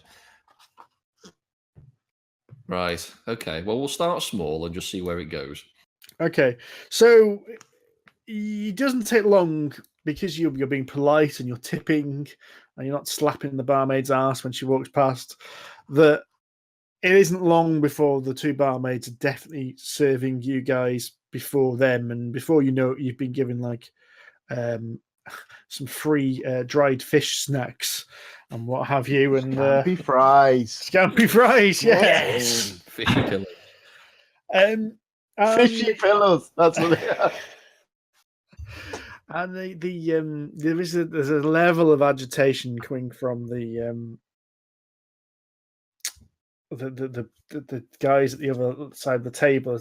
They can obviously see they're no longer getting the service, and when one of them says, "Oh, yeah, how come you're serving them before us?" and the barmaid says, "Because they're polite and they tip well." And then I'll just turn around and go, and because we're not a bunch of inbred, cocksucking, local hick chick thingy madrigger hillbillies. There we Well, go. that was smooth as a baby's arse, wasn't it, mate? Jesus. Well, I'm up 15 pints to the good here, that's why. There's a kind of like a pause when they realize they're like, "What the hell did he just say?" And then one of them actually does. The one who'd complained about the bar services. "What did you just say?" I called you inbred, I'll just hillbilly. turn round. I believe he said you're a bunch of worthless imbeciles who couldn't read 4 words and put them together, and smells like you just dropped out of an ogre's arsehole. That's not what I said. Inbred. My Hillbilly. apologies. I can't speak gnome.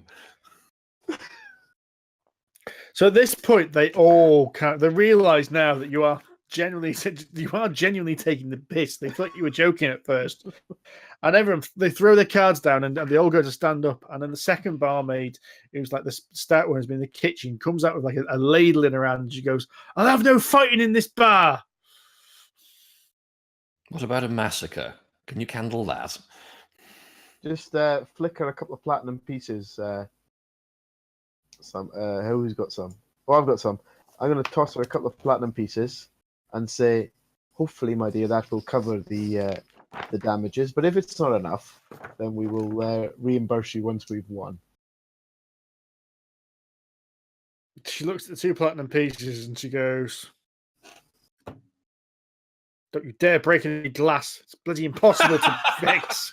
And goes back into the kitchen and shuts the door, and you hear a bolt go across as well. It's like as if this is not the first time there's been a fight in this tavern. I say it's quite lively for a tourist pub. I was expecting this when I came in for a quiet drink. I'll just glance across at Sylvana and just give him a cheeky wink.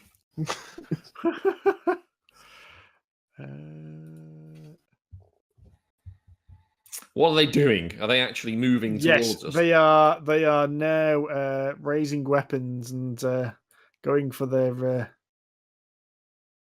swords at their belts. Now, gentlemen, just because the halfling has called you a few dirty names that you don't understand, there's no need for a fight. And I'll stand up. Besides, you wouldn't fight a noble. Just imagine the trouble you could get into. And make way sort of kind of out of the booth we're in and sort of into the middle of the room. There ain't no nobles around here, mate. There is now.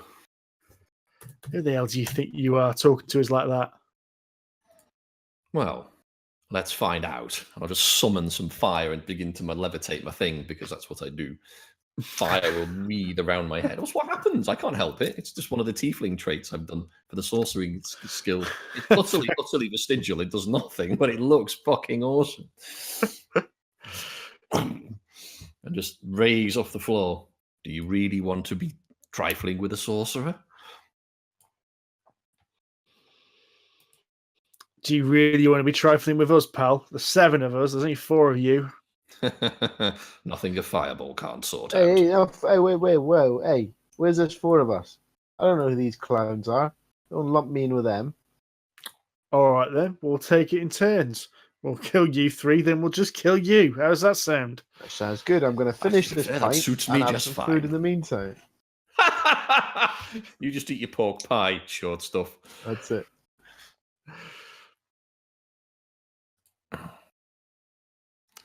I take it my They all intimidation up. They all attempt up hasn't now. worked. They're all sort of. They're all up now. Cards have been downed. It's time for they're itching for a fight at this point. Right, so I'm going to antagonize one final time. So whilst they're distracted, Because it totally needs to be doing. with Arrakis's fireball treat thing, I'm going to drop a few ball bearings in front of the big guy that's advancing towards them. Just a gentle roll underneath its feet. Can make a stealth check then. Right, so. Do I not get an intimidation? That's unfair. Boom. What did you get? Sorry, I'm doing something else. So I can't 15. see what's 15. Yeah, he doesn't seem to have noticed that you've placed these things out in front of him. Right. I think this is a nice successful testing time. How big's this bar, just out of interest? Am I about to engulf everybody in fire? Well, hang on. I'll kill your jets. I'll be with you in a second. I'll just look at Sylvana and just sort of side of mouth, stand back. I think this is a good opportunity to go and grab another beer. Go on then, you do that, because that gives me an opportunity to try and get this map to work. Bear with me. Are there technical difficulties? Not technical difficulties, no. Ah, human difficulties. Does Yes. the problem sit between chair and keyboard? Yes, it does indeed. Ooh, that's a pretty bar. Got to find all your bloody tokens now. There we go. That's a particularly well-equipped bar. It even has a corridor. Well, it's an inn rather than a. Oh yes, and a private room. I take it we're not in the private room. No, you're in the main bar at this point. Right, and so paste. Right, let's get you. So the main entrance is kind of here. So I'm going to say that you guys grab this table here. Over there, okay. And there. Is that going to work? Is that going to work? No, it's not going to work, is it? Oh.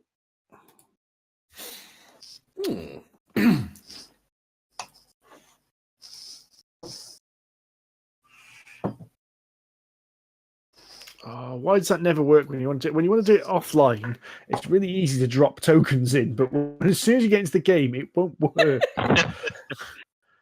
It's a complete pain in the ass.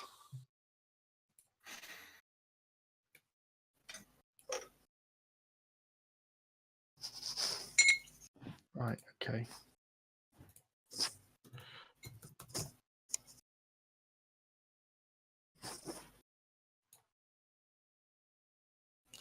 Hey, there we go. Right.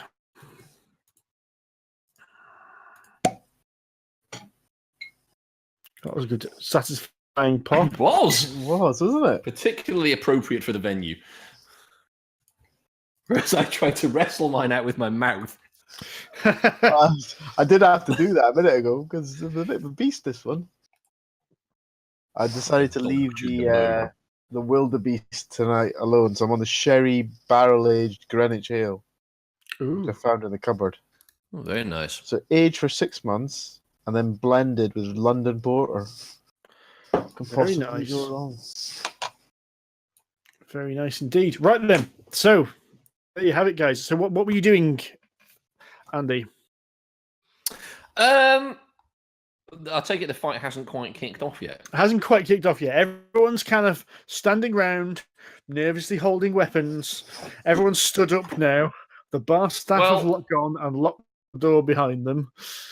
I was kind of sort of standing about there, just away from the table a little bit, and I'm brandishing fire in my hands. Okay. And as I do so, if I do cast magic, then I start to levitate about that far off the floor, and fire kind of breathes my head. I just stare at him.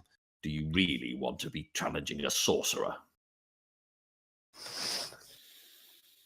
As I said, mate, 7 of us. There's 3 of you. Oh, actually, mid-sentence, he's going to fall on his arse as he's hit my ball bearings under his feet. He will have to make a dex. I'm this far off the floor. Not you. Yeah. Oh, right. It's a dex saving throw, is it? I think it is, yeah. Is it 12? Yeah. This guy has just fallen completely flat on his ass. So now we're in the pub wetting ourselves. By which As I point... said, 7 of you, well, 6 now. If that's the best you've got to offer, I can't exactly The guy who falls over, just falls on his ass, he's down, and just goes, just get him! Roll for initiative, gents. Oh. Oh, bollocks, why isn't that working? Oh! Okay. We are on it. Bloody hell, boys. Me and Adam are just going to nail them. I'm trying to make it about casting Tidal Wave.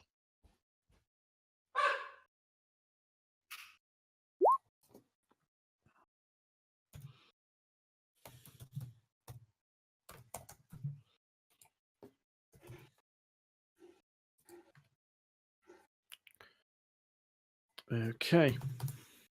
So, Sylfina, sorry, you have the initiative. Hold on, I need to do some measuring.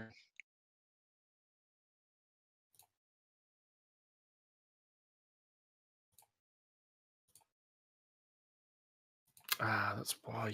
The area can be up to 30 feet long, up to 10 feet wide, and up to 10 feet tall. I wouldn't get too close, my friend. Those 2 platinum pieces are probably going to be well spent. I think I can hit this group of 6 back here. Nice. Awesome. Smack him in the face, man. You conjure up a wave of water that crashes on the area within range. The area can be up to 30 feet long. Tidal waves. Yeah, Awesome. up to 10 feet. 10 feet wide. No. Depends on where you're looking from, I guess. Do it. I think I can do it. Smash them against the wall. That's a laugh. They get knocked prone. Exactly. Yeah. That seems like a good idea. So you're casting tidal wave, yeah? Yeah. I think I could, if you don't mind me drawing on your map a second. Yeah, fine. So it's their fault. Conjure up a wave which crashes water down on an area within range. It can be 30 foot long and up to 10 feet wide and up to 10 feet tall. Ooh, okay. Yeah, Simon's done this I in think- my adventure a few times. It's bloody powerful. So I think I can hit all those guys. So I can't see your sketching at the moment. So it says 30 Can you feet see the long. ruler? 10 feet yeah. Yeah, you can get all of them, Adam. One Yeah. from there all the way So to it's there. a dex Yeah. 15 You can save, get- and it does 4d8. You won't get that one there, so you get all Yeah, of the don't 6. Yeah. It's close So- to Arrakis, so I'm sure Okay. Arrakis has got it. No, you can. It's 30 feet wide. 30 feet long. 2, 5, 3, 4, 6. Yeah, you won't get all of them. 6. Yeah. 1, 2, 3, 4, 5, 6. No, it won't. No. 30 feet from Oh, end to okay. end, not from middle to middle. Yeah, so it won't get the one who's prone in front Okay, of yeah, you. sure.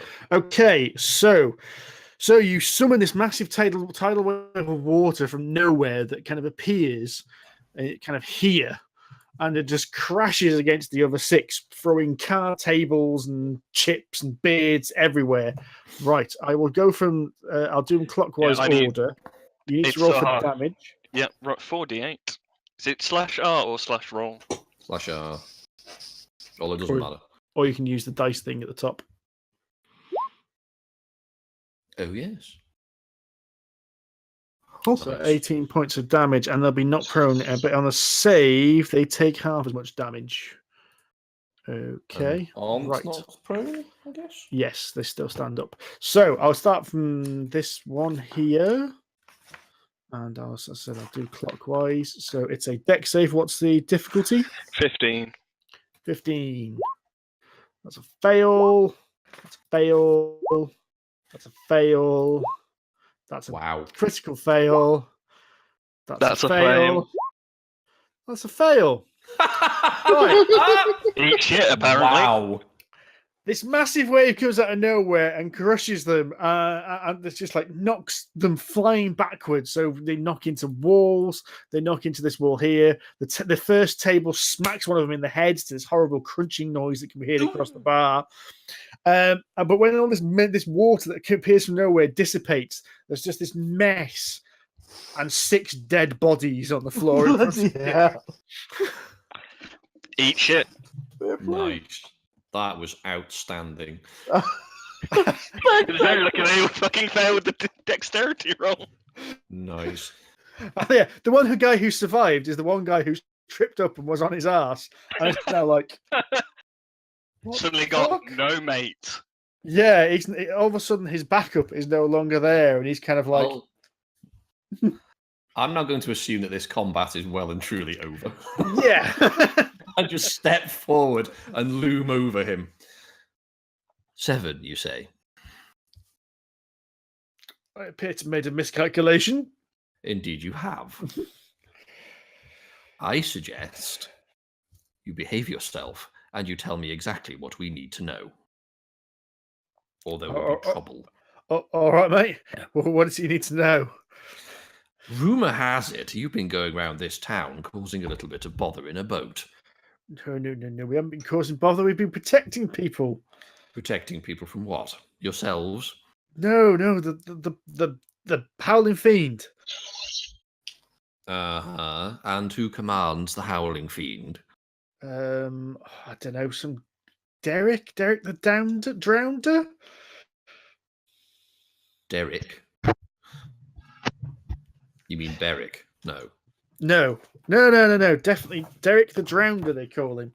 Derek the Drownder. And where can this outstanding individual be found? Oh, I don't know. Well, on the ship. We look right. I We don't- we have no contact with the people on the boats. All we do is offer up protection.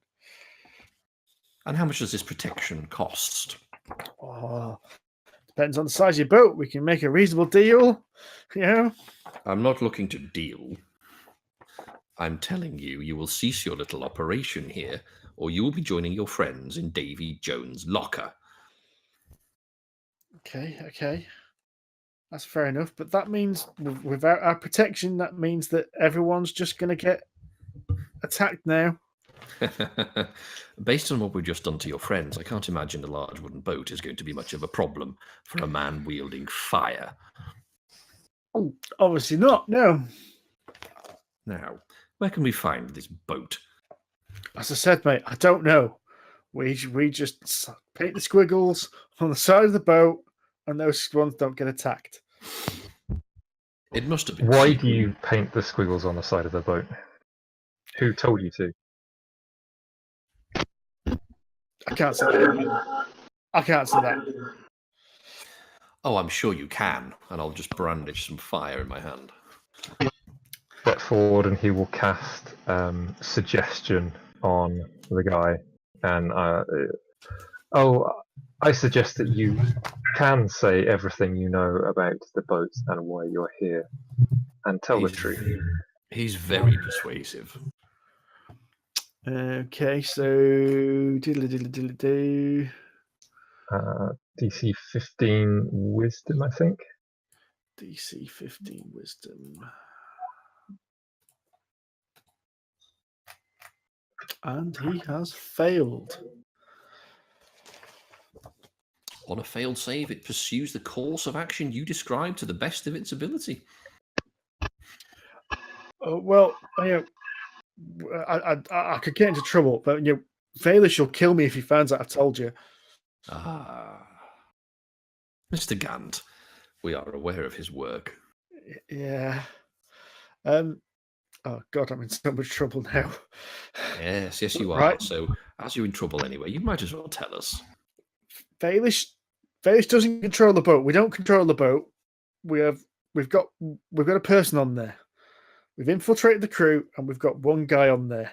Then we go round, and we charge people to paint a symbol on the side of our symbols on the side of the boats. And well, our guy on the inside, he directs the crew not to attack those boats. Tries to encourage them to attack other boats.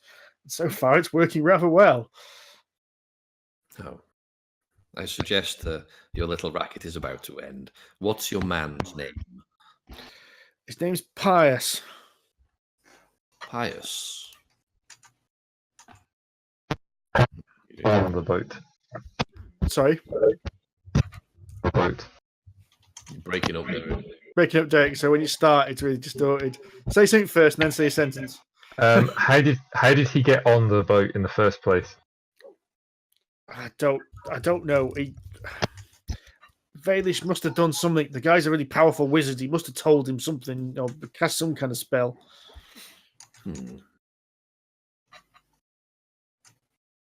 Well, how often does the boat come by here? They're raiding once a day. So they either take down another boat, or they've been raiding the village, but they might have taken a bit of a rest because they all raided East Haven a couple of days ago. So they're due here sometime soon? Possibly. Yes, I don't know. or As I no? said, I've got no contact with him. Valish speaks to him, not us. All we do is we paint the symbols, we take the money. We then buy some of the boats for people who can't afford it. So Valish now owns a lot of boats. I suggest Valish is about to own a lot of rubble. So I'll pipe in. So you've got a wee bag of coins around here somewhere then. He looks kind of over on the floor and he goes, "Yeah." How many coins might one have from this little racket? Well, Baelish is obviously keen that most of the money goes back to him wherever possible, but we've got some. Vailish wants the money, does he? So it'd be probably quite annoying for him if this wealth was redistributed. He kind of looks back over at the mess you've made at the tavern and goes, "I think you've already distributed most of it all over the bar, to be fair." To be fair, I can't disagree, but, well, as long as it doesn't end up in Vailish's hands, I think job done, boys. Do we need anything else from this motherfucker, or are we just going to wait for this boat now? Oh, we're going to lead him to the back room and make him apologise to the big fat lady. I'll leave you to do that. I'm too small. I can't pull him. I'll need you to pull him over. Look at Imnek. Imnek, Up to you, my friend. I think Imnek it's time will to just shake teach his this head. gentleman some manners. Would you mind escorting him to our hostess? Shake his head and poke the guy in the back with his sword in the direction of the door. So he kind of like, with the sword back to whip at him, he gets nudged forward. He's still under the power of the suggestion spell. So he knocks on the door quite demurely and goes, "Excuse me, missus, I apologise for the insults and raucous behaviour of me and my crew earlier today." Former crew. Former crew. Please accept my apology and this small gift. And has a small bag of coins. And can we make him ask for a mop so he can clean up all the water? It disappears. Oh, There's does no it? Oh, more. that's Clean disappointing. up the mess, though. You need a broom to brush things up. Oh, okay. There be soggy chips all over the place.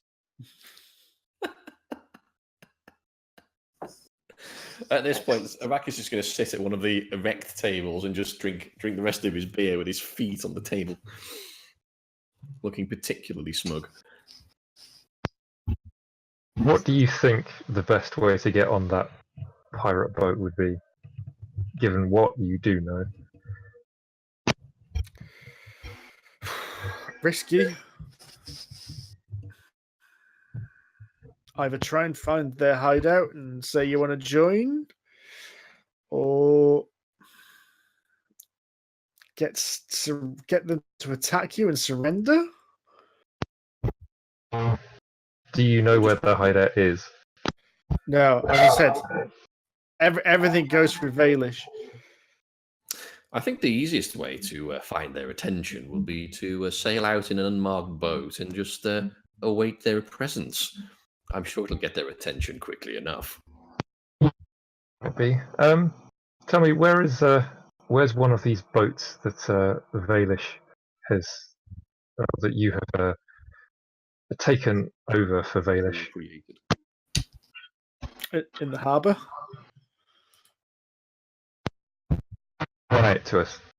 I'll sort of lead him towards the door. So he leads you out, and he takes you just to cross the market square to the harbour, and points you in one of the smaller. Well, let's say smaller fishing boats. They're actually quite big boats, but points you towards one of the fishing boats, and you can see that someone has dubbed on and painted on these kind of like symbols on there. But you can tell, even now you've said they've said squiggly stuff. You can tell from your kind of knowledge of magic and stuff, it's complete gibberish.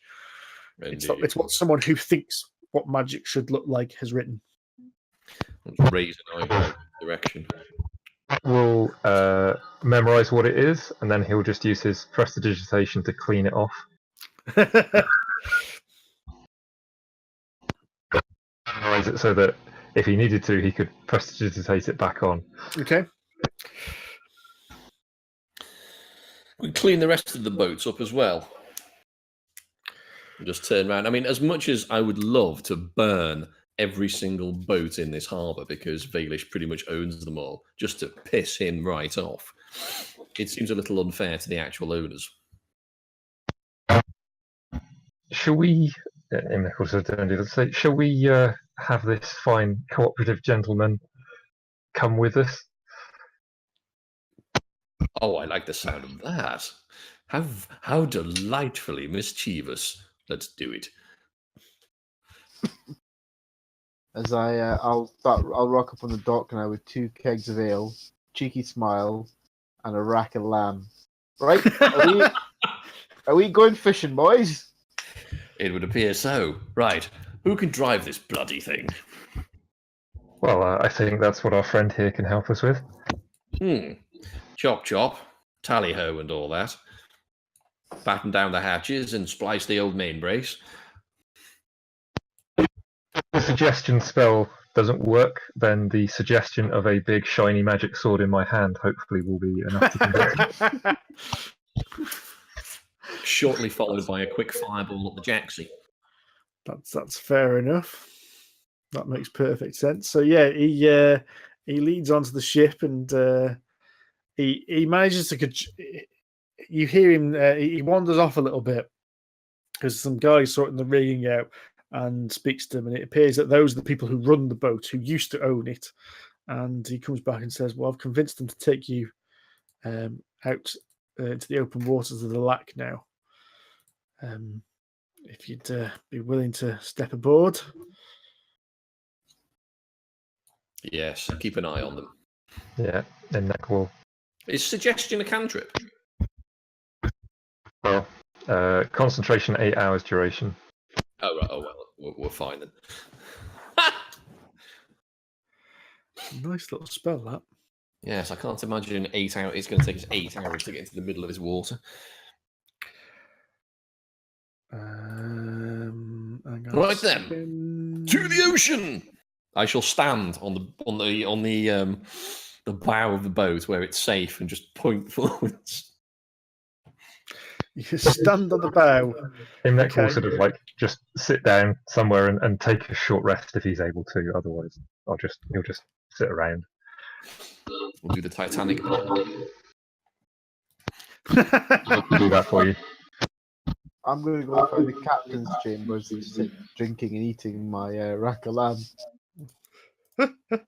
So it's a very practical boat. So it is a sailboat, but rather than it being like a luxurious kind of cruiser, it is a ship designed just to go out for one day, fish and come back kind of thing. And you head out onto the Lac. And you can see as you head out, there's various other boats out, and they say that you hear the kind of fishermen say, "Well, if you want to get out somewhere, we need to get somewhere where at least there would be fish." And so heads out quite a distance. Actually, it's probably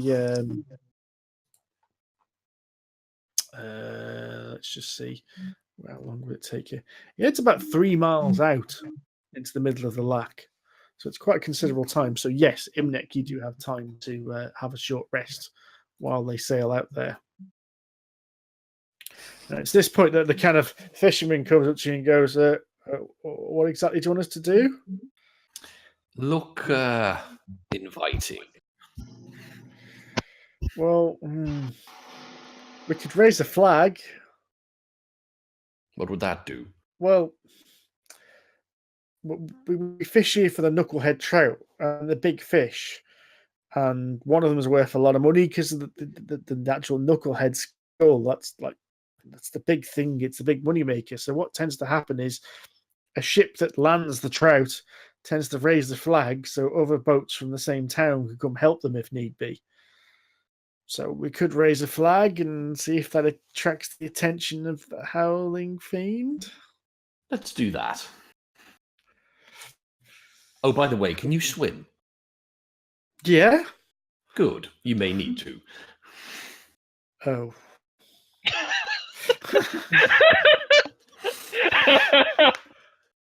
I'm also going to take a short rest. It is worth Probably. It is worth noting that there are a few small icebergs on this water. That's the kind of level of cold you're out on the middle of this Lac. It'll be fine, I'm sure. I hope it doesn't come to that. will be well aboard the other boat before you can say, well, glub. So as Arrakis called me a gnome earlier, I'm going to prove him wrong by sitting on the on a barrel, fishing into the sea.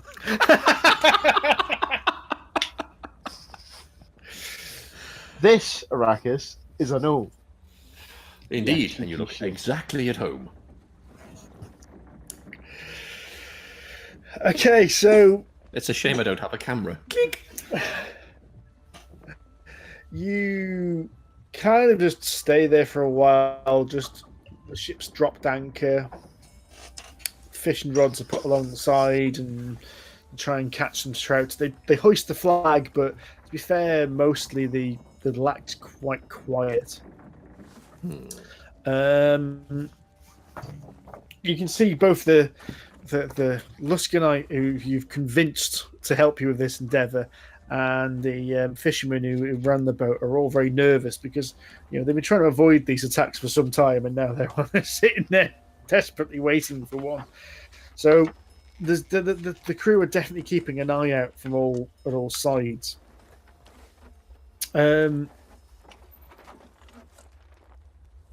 After a couple of hours of just gently bobbing along on the water, the sun starts to set for early evening. And it's at this point that the crew are getting even twitchier. And it's almost completely silent. And you can just start to hear the kind of noise of like a gushing of water. Excellent. Can we still see? Yeah, you can. It's kind of the sun's just setting, so you're just at dusk. So you're just enough light to be able to see. Out through the darkness, you can see this thing come towards you across the water. And the first thing that strikes you is this massive black ice figurehead of a screaming demon. Oh, very nice. Protruding out the front. Arrakis, there is no doubt this is the perfect split image of Urtu. Ooh. It's like as if someone has modelled it off a perfect likeness of him. And as this thing comes forward, it knows it notices that the boat is your boat is not moving, and so kind of swoops round, and you can see crew start to get hooks to try and tether on. Excellent. Let them come. Anyone good at decks? Because one of you is going to have to scoot over to that boat and do some sabotage. I've I'll got a just bit of look at dex in Cockwind. my skyrocket. Excellent. I'm just going to launch fireballs at it. Probably not great at getting over there. Can anyone fly yet? I was tempted to take the fly spell, but I didn't. Nope. Oh well. Right then. Good old-fashioned fisticuffs it is. Not until 8th level. Whoa. Well, let them come. Stand by the side in anticipation, waiting for them to throw a grapnel, so he'll sort of grab it and make sure it connects properly and start hauling their boat in.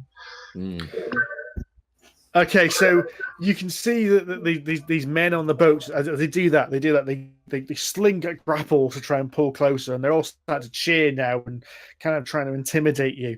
And they don't notice that you've kind of helped them, but that's exactly what they do. They swing up and start pulling on this rope to start drawing the boats nearer. Unfortunately, I can't manipulate the two boats. You have to imagine now they are getting closer and closer together. At the same time, the crew that aren't grappling, so these three nearest the edge are using grappling, and then this guy kind of comes up here, starts to ready crossbows and starts firing a volley of crossbows at you across the deck. Ooh! That's Blur on himself. You might want to take initiative. Might want to. Yeah, Jolly unsporting of him. it is. Where's it? Oh, Racket. Oh, I'm at the front. Yes, of course.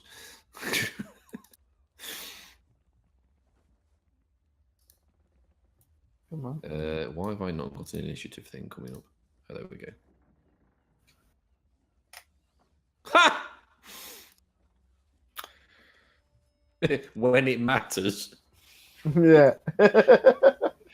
Yeah. That's fine. I can do what I need to do from where I am. Okay, Sylvana, you've just got the a little bit of time to act before they do, because you have got a higher dexterity, I believe. 16. Yes, you have. So you've got the initiative before they manage to let off a volley of crossbow bolts. You've got an action. Before I start calling lightning, what do we actually want to do with these guys?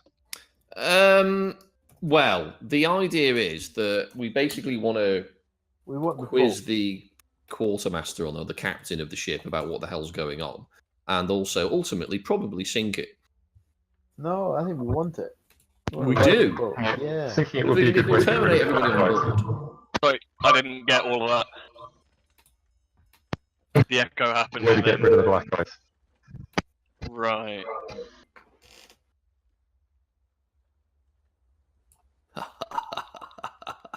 Steve, where did you find the picture of the bald dude from, mate? The bald dude is the actual generic, the actual picture of Derek the Downder from the Really? book. Yeah. It is, isn't it? And as you can see, even from the deck on this thing, he's got a massive scar across his face, and instead of stitches, he's using fish hooks. Oh, nice. Oh, right. Trying a bit too hard there, mate. Classy Yeah. guy. And so that Derek doesn't think I'm trying to wind him up, he is actually called Derek. Down. Or whatever. Okay then. So start murdering is what you're saying. Yeah, unleash some hell. How the fuck does call lightning work again? Oh my god, that's fucking hilarious. What? It's all right. You carry on. Imnek got to get the blur spell off because he was, wanting to. I was wanting to cast that on him before combat started. How long does it last? Sorry. Sorry, can't hear it all. They're really, really breaking up. That's a minute. Okay then. Well, yeah, I'll allow you to cast that before the combat starts. Then, so as soon as you would have stored the boat, I can imagine you would have cast it. As soon as you saw the howling fiend. Okay, Adam. I'm going to cast Call Lightning. Okay. Nice. So I choose a point. Each creature within 5 feet of that point must make a dexterity saving throw. A creature takes 3d10 lightning damage save, or half as much damage on the successful one. So I'm going to choose this guy. Okay, so basically you'll get those 3 because they're within 5 feet of each other, aren't they? Yep. So creature 3.5. So do you want to roll your damage?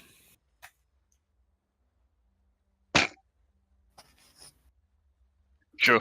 7 damage. He's basically put his tongue on a 9-volt battery, is what he's done. Luckily, I can keep doing it as my action each turn. Oh, nice. Yes, and you roll for Remember, damage it's each what turn. you got fucked up by in that dragon cave. So I'll start from the top then. So the top one makes a dex save, fails. Middle one fails. Bottom one fails. So they all take 7 points of damage. Wow. Okay, so the Actually, storm. I'll also Kind just of- move myself back here because I've got basically infinite range at this point. Okay. So these 3 here that are on the deck, we're pulling the 2 ships together. So the next 3 fire off their crossbows. So it'll be 1 on Arrakis, 1 on Sylfina, and 1 on Imnek. So Arrakis. That seems somewhat unsporting. I'm too small. I can't see on the deck. The crossbow hits you, Arrakis, for 1 point of damage. Wow. Scratches your shoulder, making another rip in your fancy suit. I'll scowl across at the infidel. Unfortunately, the Cockwind takes one directly to the shoulder blade, a lucky shot, and takes 19 piercing damage. Right. So, can I Can I drop on a reaction on that? Go on then. Yes. So I've got uncanny dodge now, Yeah. which means as I see the bolt come towards me, Make I- it. squats down, and it just nicks me for half damage. Do you have to make a saving throw or anything, or is it just No, it half doesn't damage at all It's times? just half damage at all times. Just a reaction. Yep. Yeah, Just a straight up reaction. Okay. Presumably, you can only do that like a number of times a day. Well, it's a reaction, so you can only really do it once a round. But that's Yes. it. You can do that once a round. Yeah. Actually good. You've And basically then the- matrixed it. And the third one shoots at Imnek and goes wide, splashes into the water behind you. Anyway, here. So with that 19 damage, how do I have that? You round up, so you take 10 damage. Okay. Oh, Christ, that's quite thunk. Okay. Funk. So, Cockwind. Hello. Right, I'm gonna get this light crossbow that I've just inherited. I'm gonna take out Baldy. Okay. I'm hoping that'll disperse the lot of them. So here we go. Negative. Negative. Unfortunately, the shot goes wide and ends up hitting the mast that's in front of him. Dunk. So how does the reaction work now? Then I've used my reaction, have I? Yes, you've used your reaction. Yeah. Right. So the next attack, if another attack happened against you in this round, you wouldn't be able to do your uncanny dodge. Okay. Yeah. But that's the perfect one to do it on. You know, when somebody gets a critical hit and Oh, does yeah. almost maximum damage. That's when you want to get out of the way. Yeah. Imnek. The ship is right next to us now, pretty So much. at the it's at the same. It's about the distance it is now, and then next round they'll be touching. So these three guys are pulling the ships in at the moment. So you've got another round before they actually get into close. And I will just, I'll loose off a couple of Eldritch Blasts at one of the guys who aren't pulling us in. Okay.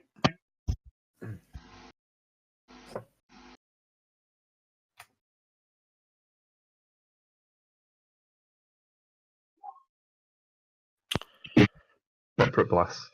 Yep. So Definitely heard speakers go then. Yeah, the first they both hit. So which one are you aiming for? This one here. That's one of the ones not pulling stuff in. Yeah. That's 9 damage. Yeah. Yep. That much. Okay, so he takes a couple of blasts, but he's still standing. Arrakis. Right then. You know that fireball I learned? It's about to send it off. So it's a 20-foot sphere radius. Okay. Where's your So if I fire it here, it basically gets everybody but him in range. So apart from this dude at the front, everybody on that boat is hit by my fireball. Just sphere. Yeah. So everyone here, basically, isn't it? Hang on. Here, so everyone apart from this guy is hit. Correct.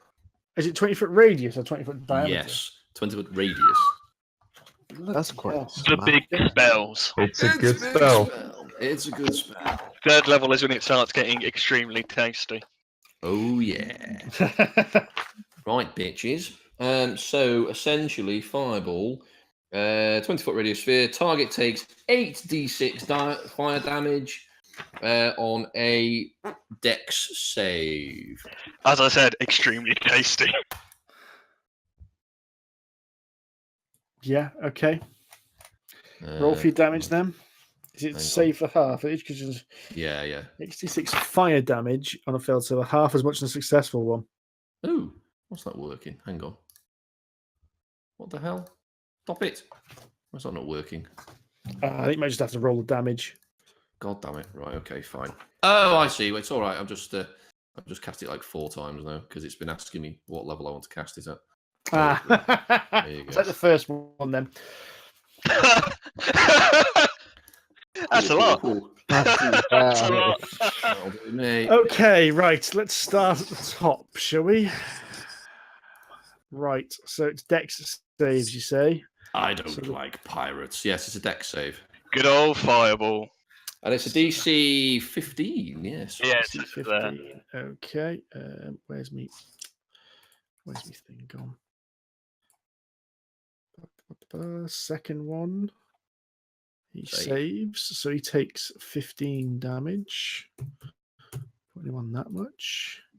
Third one doesn't make his save, so he is. Let me just check which one I've got the initiative on. That one dies in a crisp. Dex save. That's another one that's been incinerated. Excellent. This one here makes his save, Boo hiss. but he is charred.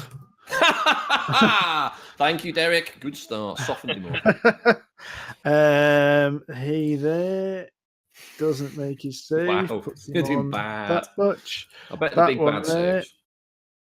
He makes his save. Doesn't make his save. Right. And him doesn't make his save. Bloody hell. Good old. You basically just engulfed that ship in flames. Yeah, Yes, so basically that ship is now on fire. the entire ship, apart from the very front, gets whoosh, this massive fireball, incinerating two of them and badly scorching most of the others. Yeah, and now the deck's on fire. As well. I'd call that a spliced main brace, wouldn't you, boys? So the sails are on fire and the rigging is on fire at this point. I shall now run from my perch to about here. Okay, right. Wait, we were trying to question the bold guy, right? Right, they've got to come on this ship now. Right. What we just from this point onwards, the two ships are touching. So if you imagine that this point It's a here good job I didn't do that now. and this point here are budged up against each other. So Sylfina, your action. Do we? So I can target any point. So if I just target here, I can hit them with cool lightning. Yeah. I'll do that one. So you roll for damage again. Dex save again, isn't it? Yep. 15. Okay. So the one at Nice. the top It's a bit better. makes his save. Half damage. Takes half damage and gets electrocuted. Nice. Yeah. He's still alive? No, he's dead. Oh, good. That's what I'm saying. He gets electrocuted. This one here doesn't make his save, but he's scorched, and he's now his hair's sticking up quite drastically. He's not very happy. He's not looking very good at this point. My interface is screwed. I'm going to have to... Right. So this one here. So it's their turn. This one here jumps across and attacks Arrakis. Hold on.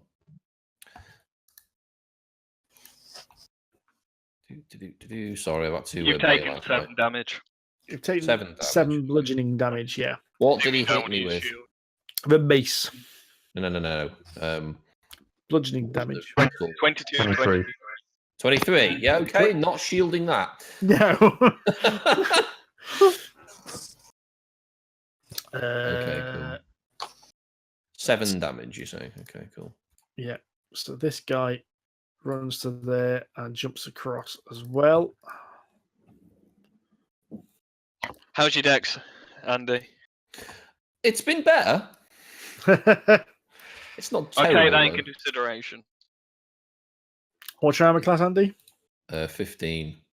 So he on his second attack, he hits you for 5 bludgeoning with a 16. On a attack. 16? Oh, Yeah. no, he doesn't. You see, what happens now is I'll take that damage, but I'll... actually, no.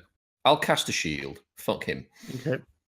I'll react and cast a shield so he doesn't damage me at all. These two jump on and attack Imnek. So the first one.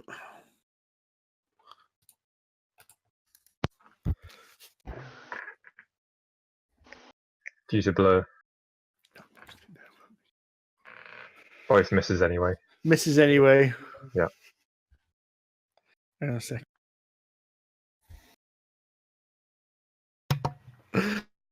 And then the second one attacks. And he gets a 17 as his bomb. Nope. Not with the. It sort of bounces off the shiny new dwarven armor, and Imnek feels very pleased with his purchase. Ping, ping. Is there a rather smug-looking barbarian stood in front of us right now? Very Yeah. smug, yeah. This one at the back takes a crossbow bolt attack against Cockwind. And goes wide. And this guy is going to 1, 2, 3, 4, 5. He's trying to head towards Sylfina, but will attack Cockwind on his way round. Armor class 14, slashing damage 8. I'm 15. All right, and he misses you. Okay, Cockwind. Bloody hell. Right. The first thing I'm going to do is I'm going to run to... Oh, come on, boys. I've softened them up for you. What else do you want me to do? Run. Oh, good, it's 10 past 10. Shit. Yeah. Bloody hell. I'll run to here. Okay, are you using your cunning action to disengage, are you? Oh, crap. Am I engaged? Yeah. Yes, I will do that. I'll use my Okay. cunning action to disengage. And then I will... who's looking the roughest of these guys? Who's looking the worst shape? I think they're all pretty bad except Baldy. He's pretty bad, and he's pretty bad. Which one? Oh, actually, he's pretty bad as well. So these, three. these that top one- three. That one Right. and that one are all looking bloodied. I think all of them had a level of combination of like force, fire, and lightning damage used Right, on okay. I'm going to go for the one that's not looking completely hum. Okay. So this one here.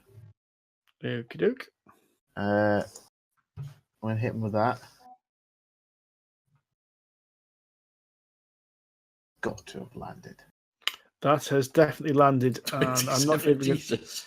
yeah, I'm not going to roll for damage. That's plunk, Struggle to miss a dragon with Splosh. that. Off the side of the deck into the lap. Nice. That'll do. This guy here will attack the captain.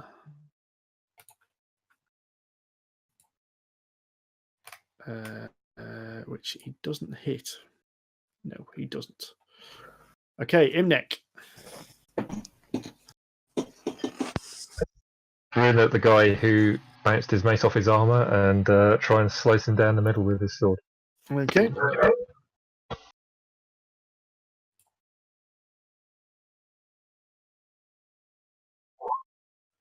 Ooh! Yeah. That's a hit. You know, it's a hit and a half. Without a doubt, that's a hit. Yeah, so you slice him through, but he's still standing, manages to take the brunt of the blow. You can tell as well, these guys are enraged. There's something weird about them. They're like kind of spittling. They're almost like a barbarian, but there's something more to them about, they don't seem to be noticing the damage that's hit them either. So whereas they might be covered in blood and wounds, they don't seem to be sagging at all. In fact, it just seems to be making them angry and angrier. Well, He'll just sort of leap over the banisters on the rail, just so he's like engaged with the captain, this Okay. other evil Derek. evil Derek. Evil Derek. Goatee. Arrakis. Looks like Imnek, but has a goatee. Is it my go? It is indeed. Excellent. Right, are these thugs wearing metal armor by chance? They are wearing leather armor. That's disappointing. Mm. Oh, there's no point in wasting a fireball. That seems unnecessary at this point. Or Thunderwave would be a laugh, wouldn't it, boys? because that worked so well last time. Do you know what? Lightning The damage railing. is pretty effective for me. I'm going to use a poison spray and just basically squirt acid into this guy's face. Okay.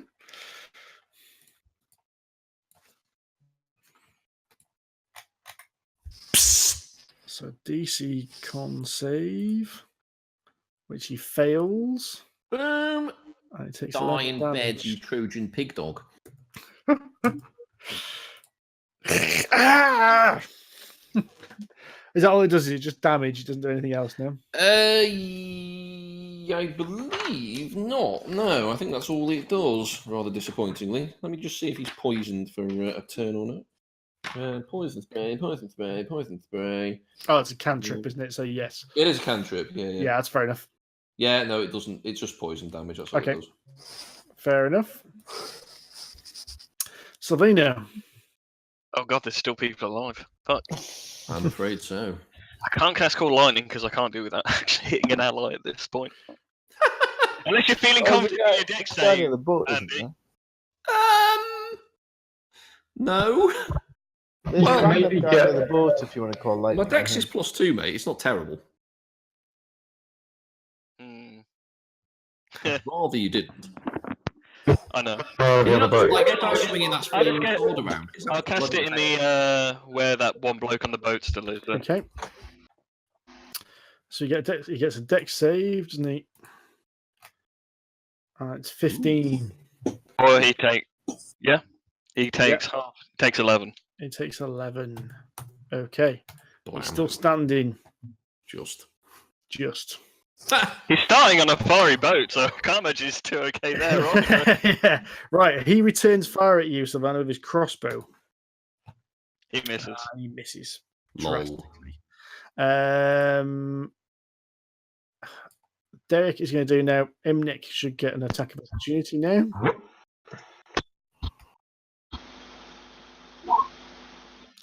Ow. Yeah, that's a hit. Nice. But then he is going to attack in a flurry of blows against Sylfina. Hmm. No, he's not. Oh, He hits yes, with the he is. last one. Hits the last one. He takes 7 piercing damage. He's got symmetry in one hand and a dagger in the other. He's like, "Ah!" And it's just a whirling dervish. What was your armor class, Adam? 16. Okay. So my health is not 326 as I vaguely tried to enter the correct thing. Right. So the pirates attack Arrakis. That's 2 of them, doing 2 attacks each. Ow! Ooh! One of which is a crit. Ow! What's your armor class? 15. So you take 6 bludgeoning damage and then 9 bludgeoning damage. 3 bludgeoning damage. Uh, Total of 6. No, 6 and then 9. Oh. So you take Oh, 15 that's damage. 15. Jesus Yeah. Christ. Right. No, I'm sorry. I'm not having that. Hellish rebuke, bitch. 15 damage. Wanker. They did get a crit on the second one. Well, that deserves hellish rebuke. Okay. So whoever hit me with that is getting. Oh. God damn it. Seriously? 7 damage, but he has to make a dex save. Is that right? Yes. Which he fails. Hooray. You've inconvenienced him. So you Wow. do 7 damage to him, yeah? Yes. Yeah. Okay. Yeah, you've mildly inconvenienced him. For the love of God. That was Uh, depressing. the one against Imnek completely misses. And that's it. Cockwind. Right. Can you kill one of these little bastards around me, please? Yeah, I'll take this boy on.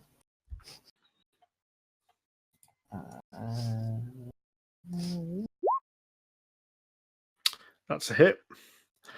And because of proximity to Arrakis, you get your I was going to say, sneak do I attack, need it? 2d6, yeah. which What, is no, it? it's 3. It's 3d6 now. 3d6.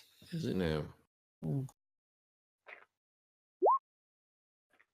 So you do 17 points of damage, and boom, straight in the back of the head, and off the side of the deck he goes. Nice. Excellent. Nice. Cheerio. Right, this guy here attacks. Oh, just before I go, can I hide behind these barrels? You can make a stealth check. Okay. Where the hell's he gone? That one. He makes an attack against the. No, he completely misses. Okay, Imnek. The guy facing me. Okay.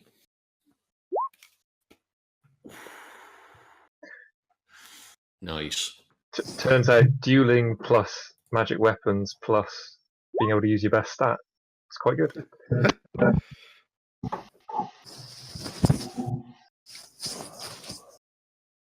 Right then. I suppose you fancy taking this boy on in front of me, do you? Is that right? Arrakis? Yes. I am after him, Nick, yeah. Yes. You've missed out the thugs, though, haven't you? Oh, no, they've already hit No, me. no, yeah. Yeah, it is me. Hurrah! What should we do? Should we have a bit of a laugh? He's had every other type of damage. You might as well have electric as well. In fact, no, Ray of Frost will give me a disadvantage. Screw that. Right, he's had poison, electric, fire. Thunderwave will probably inconvenience Derek. I'll not do that. Well, bugger it. I'll just grab him round the throat. That'll do. That'll do. I've basically gone all Palpatine on him. Right then, gents. I think that's time to call it a night there, unfortunately. I know we're in the middle of a combat. That's all right.